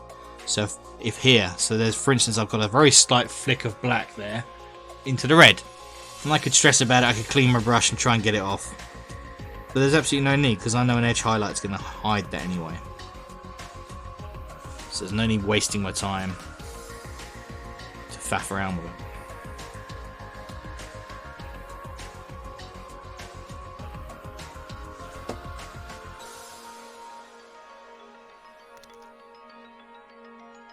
A lot of the time when it comes to trying to increase speed, it's not so much going faster, it's just efficiency. Need to get 60 done in total. Want to do at least 10 next week. What, start to finish, Ross? But yeah, I mean, have you worked out your process with that now? Is it literally going to be prime, then turbo dork? How many colours are you breaking down across the bodies and stuff? See, Ross is in a good position where he's painting an army, and it would help a lot now if he basically makes a plan of action as to what colours, what layers. If speed is your concern at all, kind of. Obviously, if you're just a fun painter, it doesn't matter. You just have fun with it all. Base dork, steel, and then weapons. Yeah, so 4 major kind of things. I dare say you could probably fit maybe a dry brush or something in there if you needed to add some details.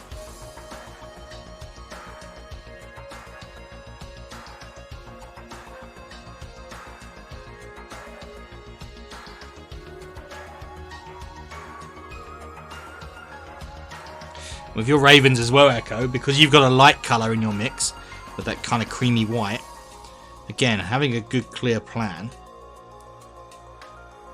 means you can work out at what point you need to do that, so you don't end up having to paint over dark colours. Just help yourself out, really.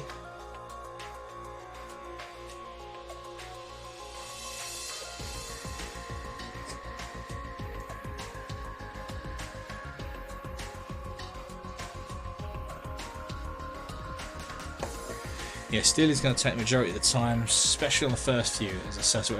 Yeah, that first 10, it's going to take you probably twice as long as the second 10 is going to, but that's not a problem. Just refine your process across the 60. That last set you do, and then you'll blast out.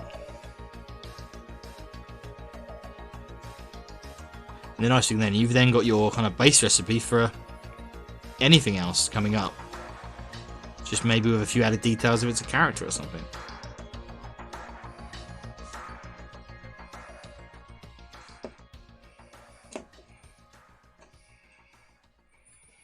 Okay, where's that weird little there? Let's forget that a little bit. The little lug that fits the power fist to the conduit cable. Don't think I did that yellow on the other guy. No. Might do a random tester first. Sorry, I'm gonna hit that. See how I drive it. Yeah, just don't get hung up on the little testers, Ross. So you might as well blast through and, if need be, do your on your batch of 10. Do like step 1, and then while you're waiting for the majority of that to dry, just do a quick thing on one of them, and then if it's good, do the rest. If not, just tweak that one back.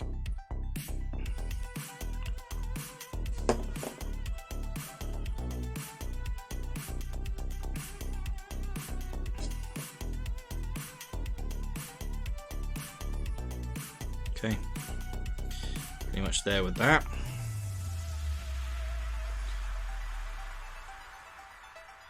So I've got all these inside spaces.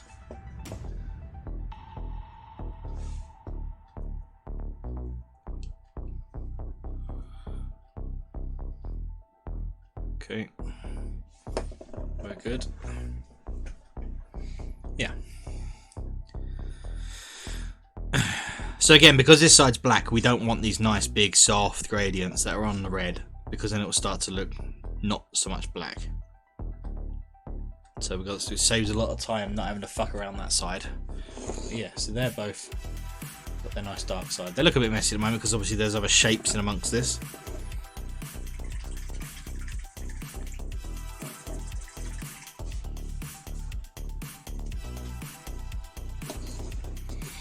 Okay, so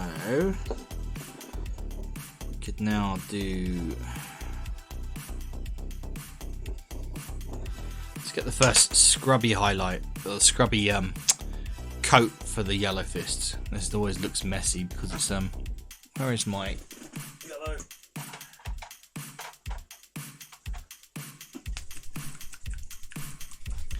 Well, there's no massively easy way of doing this one, so we're just going to start with Avalanche Sunset for the yellow because it's got pretty decent coverage. It's still going to need a few coats, but it will get us part of the way there.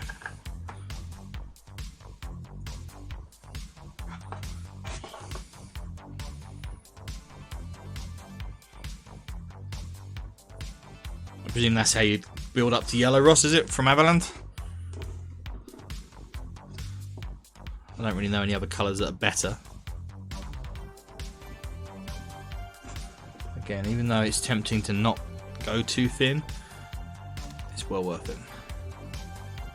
If you're building up to yellow, Ross, from like a dark colour, like I'm doing here, I tend to use Avalanche as my kind of base, Avalanche Sunset as the base colour. I don't know of any other colour that GW does that's better for it.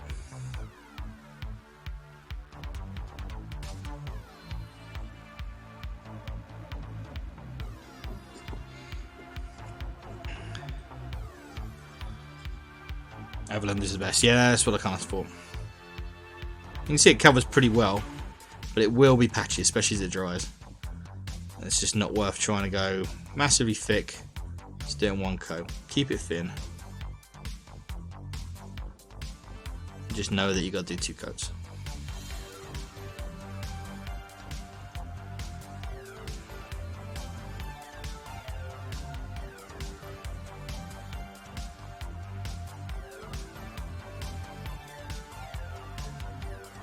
Probably the best full stop because yellow is yellow is a total bastard. No doubt about it. Unless you're building something like if I was doing Imperial Fists, my entire workup would be different. Because there are ways of making yellow easy. But not when it's just a bit on a black model. There's no real easy way then.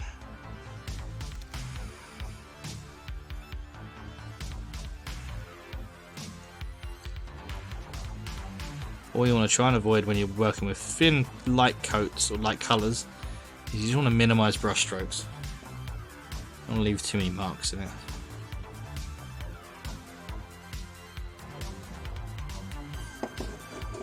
So that'll do for a first coat. It looks like shit, but it will work. Echo. I'm really new at painting, so I prime my marines with Chaos Black. 2 layers of Corn Red, Methy Red, Dry Brush, and Troll Slayer Orange as head highlight. Best colour I found for shoulder. For the rack. I mean, your build up's good. I mean, going from black's always safe, and especially as a new painter, it's always really safe. Because if you miss anything or can't get to anything, it's just gonna look like shadow. 2 layers of Corn Red, Methy Red. I mean, that's a good build up straight away. Troll Slayer Orange is a lovely colour. And yeah, so as the edge highlights, so just keep that as sharp as you can. Rack off flesh for the yeah, okay. So, have I got rack off? I'm trying to think what kind of colour that is. Ouch. Don't know if I've got rack off flesh. I can't tell what kind of colour that was. Richardo, how you doing, man? How are you doing? How the devil are you doing? How's your Sunday been? Echo, yeah, I'm not sure. So rack off flesh. I thought the Blood Ravens went up really quite bright, almost to white. But I mean, obviously, you can do variations. You don't have to do it exactly how they do it. I'd have thought taking that to one of the bone colours would have been brighter. But yeah, Matt, yeah, post your pictures on. It'd be really cool to see.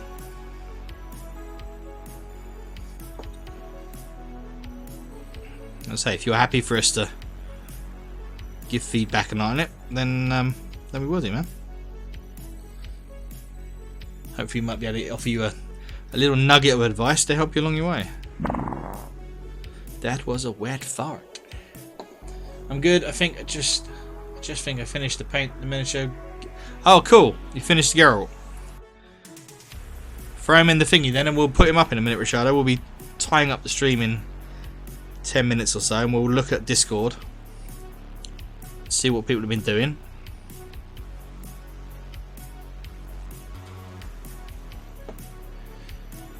Gambit, how you doing?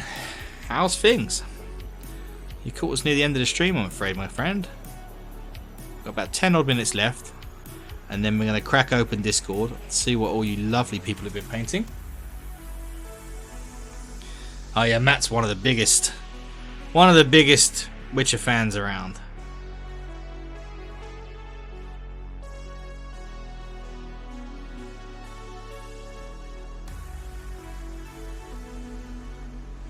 Apologies, it's off stream.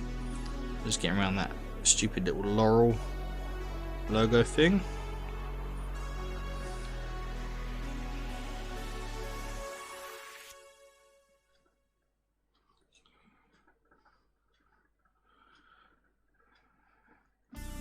Make sure all the bits are covered that you need covered, without worrying about them all being solid yellow at this stage. Just get that base layer on.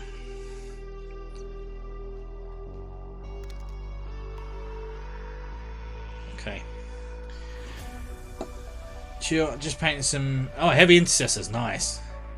Echo, I watched a ton of guides. And that's how I done my first paint. I sent it on Discord into the general group. Sweet, we'll have a look at it, Echo. We'll have a look and see what we can do. Richard, no idea, Matt. My friend has a 3D printer in the archive with that model and print it. Richardo, make sure to put a picture up in the group if you can, so we can all see what kind of mini it is. Yeah, I knew Matt would want to see it.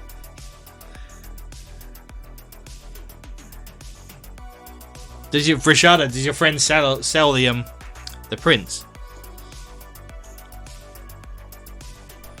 Okay.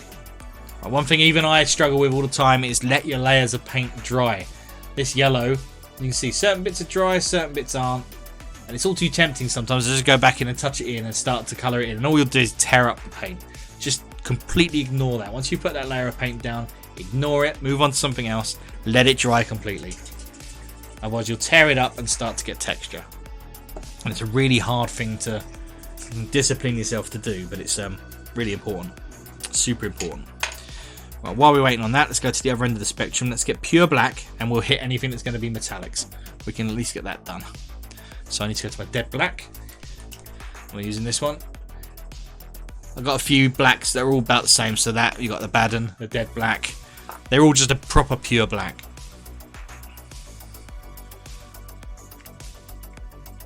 So this is the alternative to like the off black that I'm using for the armor, because with metallics it really helps to have that proper pure black as an undercoat.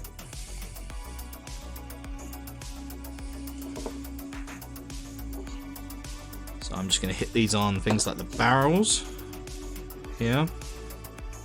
Anything that I know from my previous models is going to be metallic. So that's these bits here.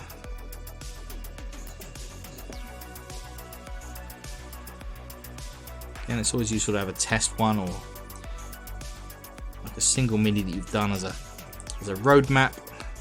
So we've got these guys here, so I know already which bits are going to be metallic and which bits are going to be the kind of grey or black.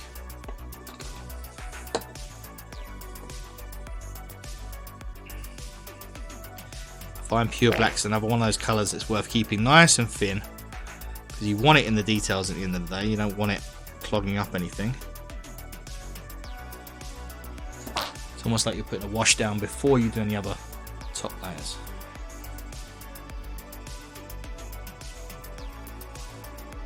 This just helps to give super reflective metallics, some contrast underneath.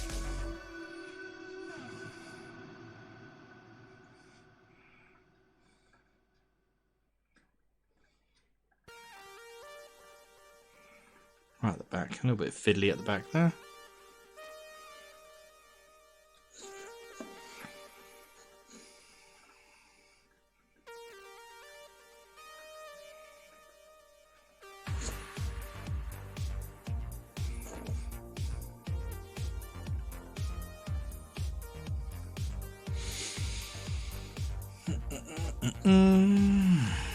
What else is metallic on that?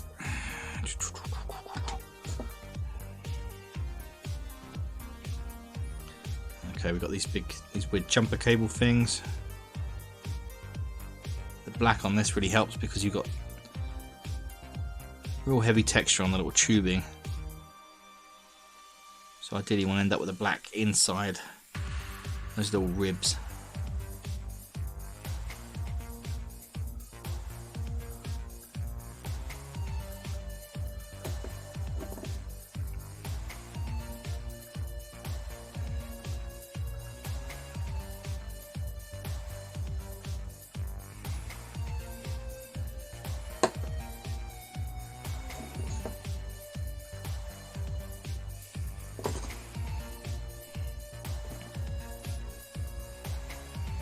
Okay, we've got some chain on him. Got these weird kind of bullet things here. They'll probably end up gold. Gold or copper, one or the other.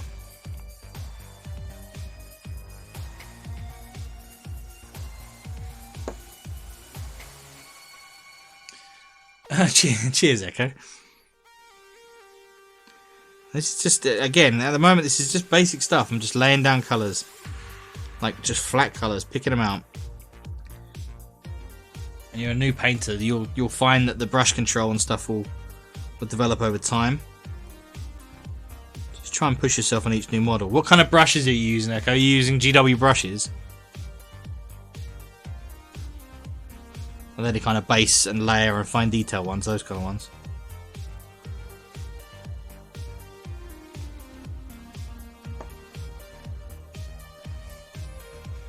Big chain up the top here. When you're hitting details like this, with like a surface detail like chain, if your black's nice and thin, the paint itself will run off the top surface. So it will look, you might worry that it's a little bit messy, and you're actually getting a bit of paint around the side of the chain. But in a way, that's perfect because it's what you want. You kind of want that edge definition. So you're kind of doing two things at once here. You're putting the black on the chain ready for the metallics, and already adding the little dark outline.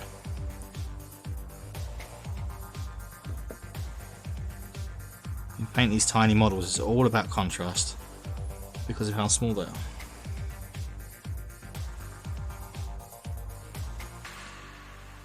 So unless you're painting something that's deliberately trying to be hyper realistic, you always want to keep that contrast in mind.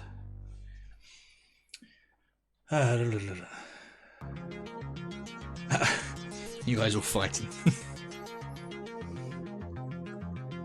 On the mask here, it's going to be silver. Again, check my little reference. Little nubbins on the top here will be silver.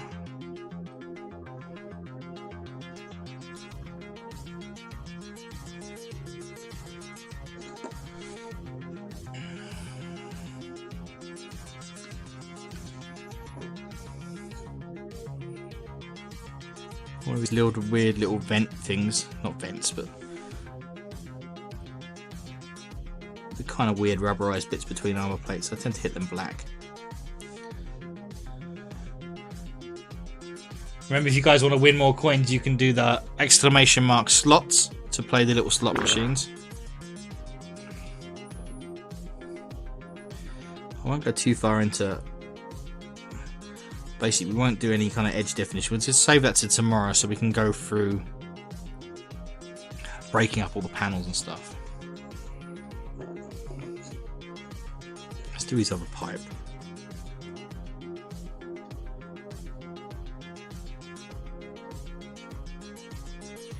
Hit that there.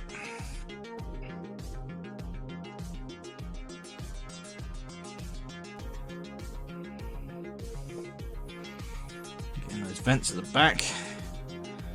Heavy recessed details like this, it's worth thinning your paint even further so that you don't have to work it too much. You just have to kind of make sure the paint goes into the hole and it will naturally flow into the crevices. The more you have to fuck around with the brush in there, the more likely you are to make a mess and get it on the outside surface. So you can help yourself by super thinning it, just touching it in and letting the paint do the work. Benefit of these deep textures like this.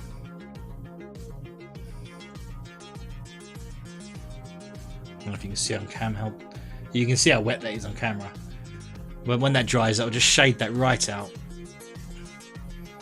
But it's just so much faster to do it that way around.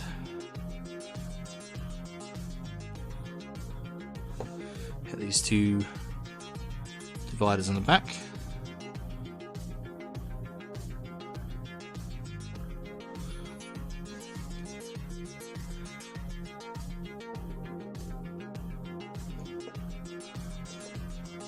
And these dividers are a great sculpted kind of visual lesson as to why we end up doing black lining. Because the difference in that now that there's a division between the top panel here and the bottom panel here, because of that big black kind of ribbed area, is huge. It makes a massive difference to the model. We won't do this now, but just to kind of illustrate, keep the black nice and super thin. And you can see as it is now, and then if we black line by running the black paint just into the edges here,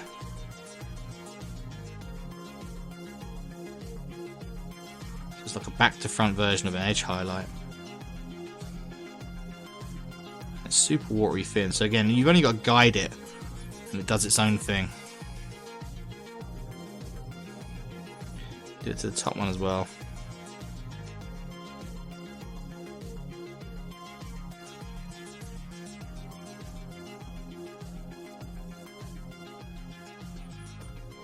You can already see the difference of those two panels. Once that dries, that really starts to give more definition. So it does the same thing as this big panel here does, just in a far smaller detail. And we'll be doing that to like all the details, so around the little skulls, between every plate. There's the same black, Echo. That's the same dead black. Exactly the same black as I've used here. So it's proper black, like deepest black, but it's just super watery thin. I'll show you. I'll see if I can illustrate how thin on my nail. There, you can just about see. So it's super thin. So when you put this is why the brush is so important. It doesn't matter so much on the size. It's having that point on the brush. It's having a good fixed point. Because then you can just let the black just flow. It just flows better, keeping it thin like that, and you can let that run into the details then.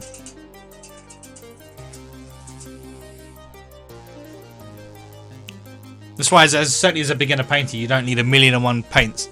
You just need those primary colours you need, and then the ability or the knowledge to know how to thin them down so you can use them for other things like internal highlights and shading and stuff.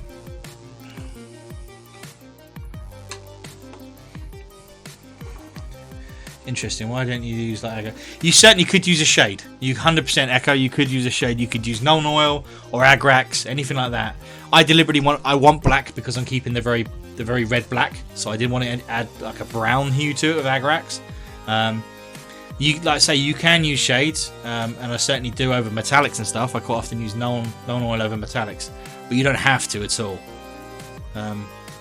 That's the key thing. I mean, GW, the way they paint is all well and good, but they want you to buy all the products. And I've got all the shades. I mean, I own a whole bunch of the shades and stuff. And we've got the giant Nuln Oil and stuff, and they have their place definitely. But by thinning black super watery, you're making the same kind of thing. These are great if you want to slop them, if you want to put them over a bigger area. Rely on the shade to pull back from the bigger surfaces, a bit like contrast paints do.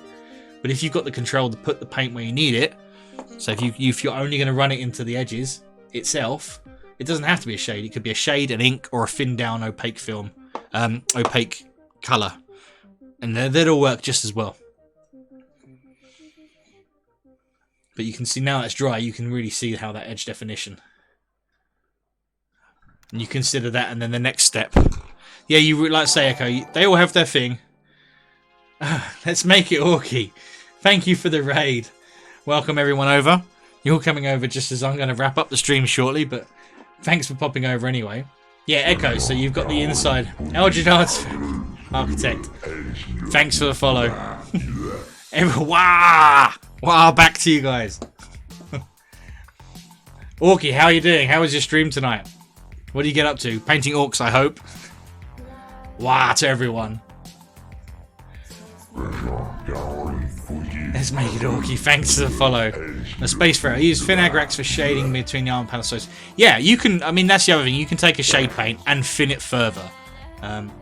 There's just 100% many ways of doing the same kind of thing, Echo. That's the key thing. Don't worry too much about buying a particular product for a particular thing.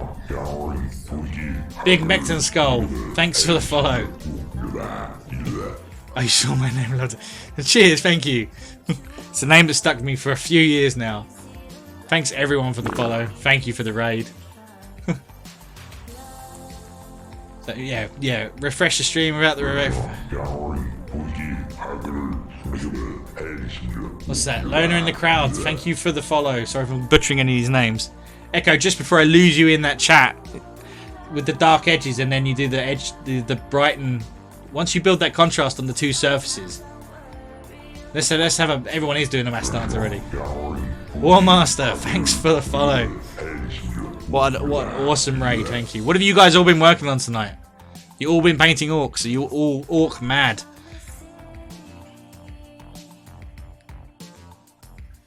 Welcome everyone over. We've been painting some blood angels. We worked on these two guys.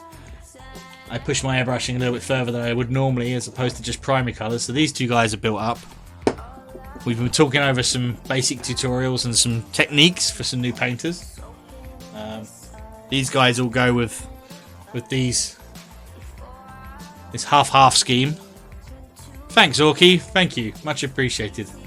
This is what we've been working on and off. This is the Space Marine side of what we're working on. This half-half shade. Zombies today for me. Maybe some orcs this week. Zombies. What? Traditional old-school zombies? Big Mac? Like the old GW ones? The owner of the account's been doing custodes. I really want to try custodes at some point.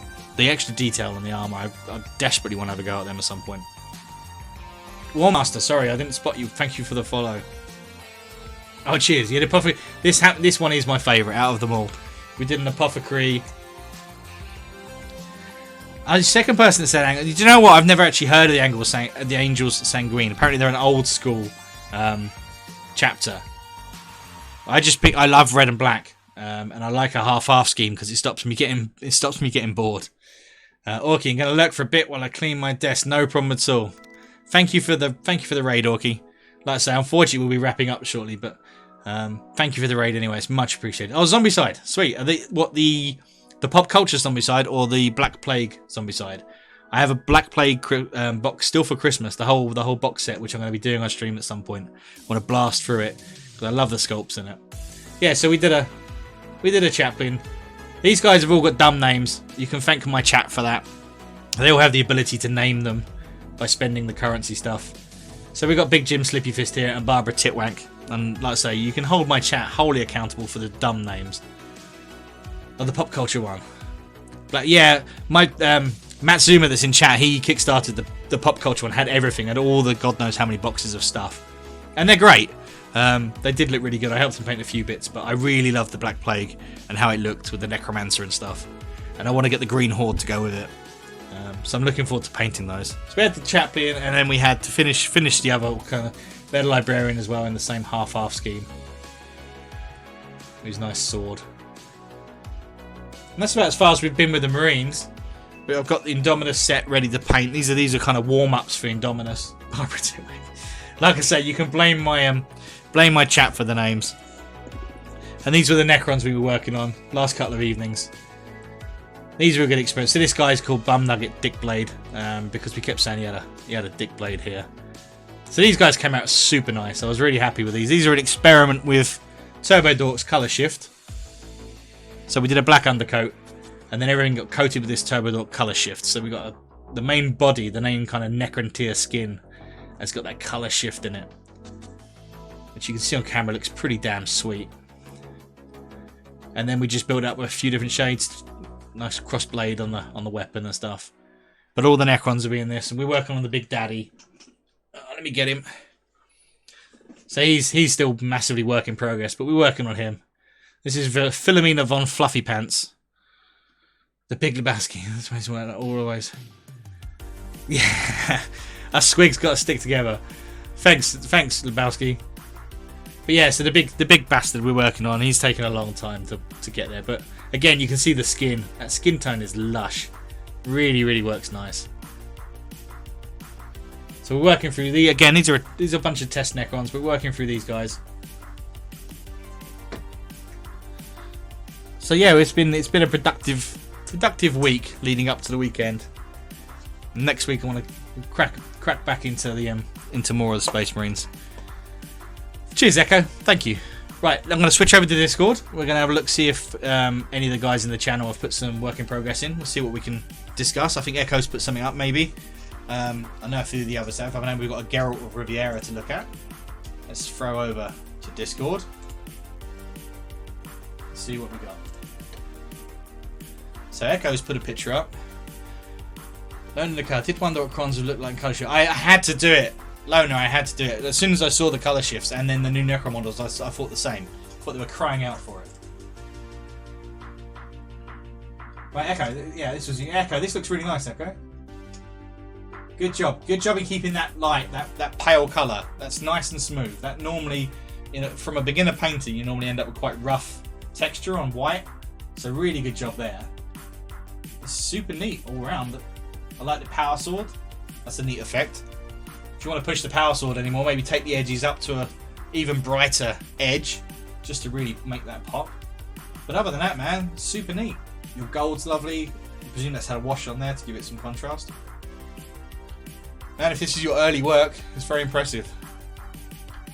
Very impressive. Anyone else? Who's put some stuff in the whip? What do we got? Here we go. So Mangless is working on some giant Gundams. He does airbrushing on the Gundams. What's this? Loner. I was tempted to get an Eldar Wraith army doing the colour shift. Went with Custodes because they're awesome. Yeah, it would be a hard choice. I'm steering clear of Eldar at the moment because I want to give Eldar some much love when I finally get around to getting them again. But the colour shift for them would make perfect sense, definitely. It'd be nice to do different aspect groups in different coloured colour shift would be good. And Custodes, I'm going to have to pick up a little box just to have a play. So yeah, Matt, this is lovely. Nice, smooth airbrushing, man. Looks really, really good. Yay! And Chris has finally drilled his barrels out. Well done, Chris. And his Space Wolves, they look really, really cool. What else we got? Richard has put... Oh, this is the Geralt. Yeah, Matt, this is the Geralt. So let's have a look at the original so we can actually get some detail. Let's pop open. Oh Christ, mega zoom. Mega zoom. Okay, so this is a 3D print. The Geralt of Riviera. It looks cool. Nice little base that puts him in the nice setting. Yeah, I think it's cool. Good job with his eyes. They must have been real pains because they don't look like they're very deeply sculpted. So good job with the eyes. Good job.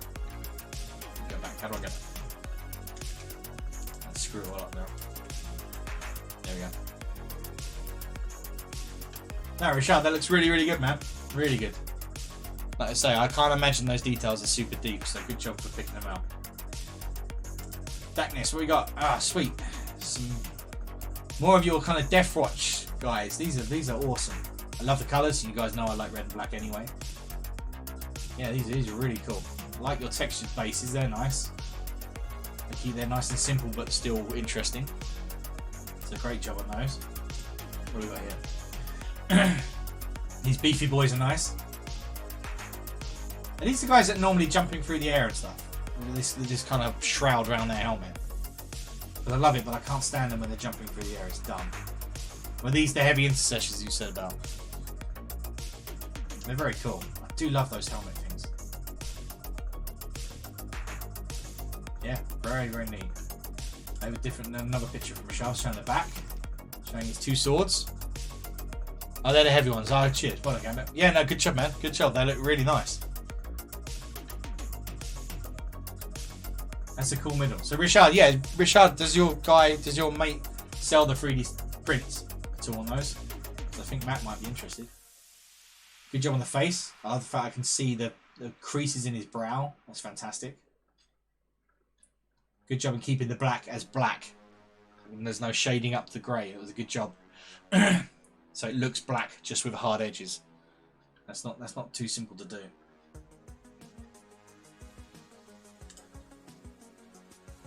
Yeah, they're good. I like the little heraldry bits on these. They're very cool. Keeping all in Death Watch is nice. Good job, guys. Good job. Some really, really nice work there. Yeah. Let's switch back over to main over. Oh, here we go. Okay, let's put another picture up. Dude, these are really, really slick. Nice sharp lines. Like I say, you've done well to keep the texture off of the white, or the creamy white. And I think that is the perfect colour. Whatever you've used there actually is spot on. It's just that nice off-white. It looks good. The only thing I can think of is try and get yourself a little pin vise if you can, to drill out your barrels, because they look so much better when they're drilled out. And the plasma gun, if you want to try, have a look at the Echo. All you can do the edge highlight. All you can really do with the sharpness. I'll show you real quick. Let's ditch that a second. Let me come back over. You've probably doing it already, but again, keep your. I'm going to test to show you. I'm ready. I'll just do it with a clean brush. So if you were doing these guys, let's say you were doing the hard edges here, you just make sure your paint is nice and thin, not too watery. You don't want to be able to, if you want to be able to touch your brush to your thing without the paint going blah blah blah everywhere. So you want it thin, and then you just want nice edge, and you want to use the edge of the model. So change the angle of the model as you go, and you put the brush against the edge of the model and run it across. I'm trying to do this and see. So you want to use the brush like this. It's going to leave the micro little line. So always use the angle. So in this case, you do this like this, and then you turn the model around, and you do this bit here. Again, each time turn the model and follow that hard edge each time. So you're always working against the edge. And that'll help you sharpen up the lines a lot. You can't always do it. Sometimes you might get an interior edge that you can't, but a lot of the times on Space Marines you can always use. So like here's a good example. This is too rounded. I can bring this in. This is too rounded to have a hard edge. So all you got to do then is just brace your hands as much as you can. Try and have as many points of contact as you can, and then just very carefully just trace that line. Sometimes with those it's just practice, but always try and change the angle of the model. That's what you saw when I was painting. I was moving it all over the shop. Change the angle and follow the hard edges. So here you'd use the brush against the hard edge here. Then you'd use the hard edge here. Always try and do that. Let the model kind of do the work for you. It'll save you a lot of heartache, and it'll save you time as well. Definitely. But other than that, man, they're really nice. They're nice and neat. I'll say the bit I'm most impressed about is the fact you've got that white colour with little texture. Echo, I might buy more brushes and try to get tiny. Yeah, that's why I was talking about brushes earlier, Echo. Don't fall. It's a bit of a fallacy that you need tiny, like this kind of brush. You really don't need something that's that small. It's the point. Make sure you get something that's got a nice point with a decent edge to it. If you're getting GW ones, where are my GW brushes here? Got brushes everywhere. I mean, even like a normal GW layer brush, as long as you can keep that point. I wouldn't go smaller than that brush. There's no need. Not unless you're doing tiny eyes maybe, but even then it's all about that point. So as soon as your brushes start to lose that point, designate them to the kind of spare brush pot, and then get yourself another one. But I've painted almost all of this stuff you've seen pretty much with this one single brush, which is pretty big. I mean, you can see how big the tip is compared to my finger. I think it's a number 4. It's a 3. This is a 3. I know sometimes you can barely see it. I've rubbed it off. I've been using it so much. But this is a size 3 brush. But it's got a nice belly in it, and it's not inexpensive. This isn't like a Kalinsky Sable or anything like that. This was a pack of 10 brushes on Amazon for about £4. If I can, Echo, I'll try and have a link. I'll show you. Rashada uses it too. Yeah, I wouldn't go much smaller than that. You certainly don't need to get a super small kind of 0 or 00. I think a lot of people fall into the thing of thinking if I get a tiny brush, I can paint tiny details, and it's just not right. It's all about that point. This is just starting. You can just see this is just starting to get a hook, which is really common of synthetic brushes. You get a slight hook, and there's no problem there, as long as you know it. As long as you know the shape and you can turn the brush. And sometimes the hook's useful just to get into the extra little detail. The band of, in all honesty, this says Kin Bomb. I think I bought them with a whole bunch of other cheap brushes. Yeah, this shows it better. Yes, this is a Kin Bomb. So this is a 000. This is that tiny one I showed you. That's a 000, and that's just crazy. I was looking into like getting into Kalinskis and stuff, but in all honesty, even though I've been painting now for probably 30 years-ish, my brush discipline is still crap. I'm still really bad at looking after my brushes. So I don't want to spend £20-25 on a single brush when I know I'm probably going to trash it. I'd rather buy packs of these, knowing that I can use them for a good period of time. This is I've easily been using this now for 2 or 3 weeks, and it's only just starting to get this hook. So there's a lot to be said. A lot of the pros will tell you that as soon as you switch up to like a Kalinsky sable, then your skill level will go through the roof. And I don't know, I don't agree with that. I don't think it's about the brushes. I think if you just get the kind of brush you're comfortable with, even silly things like this bulge here in the brush, it actually makes it definitely helps to hold.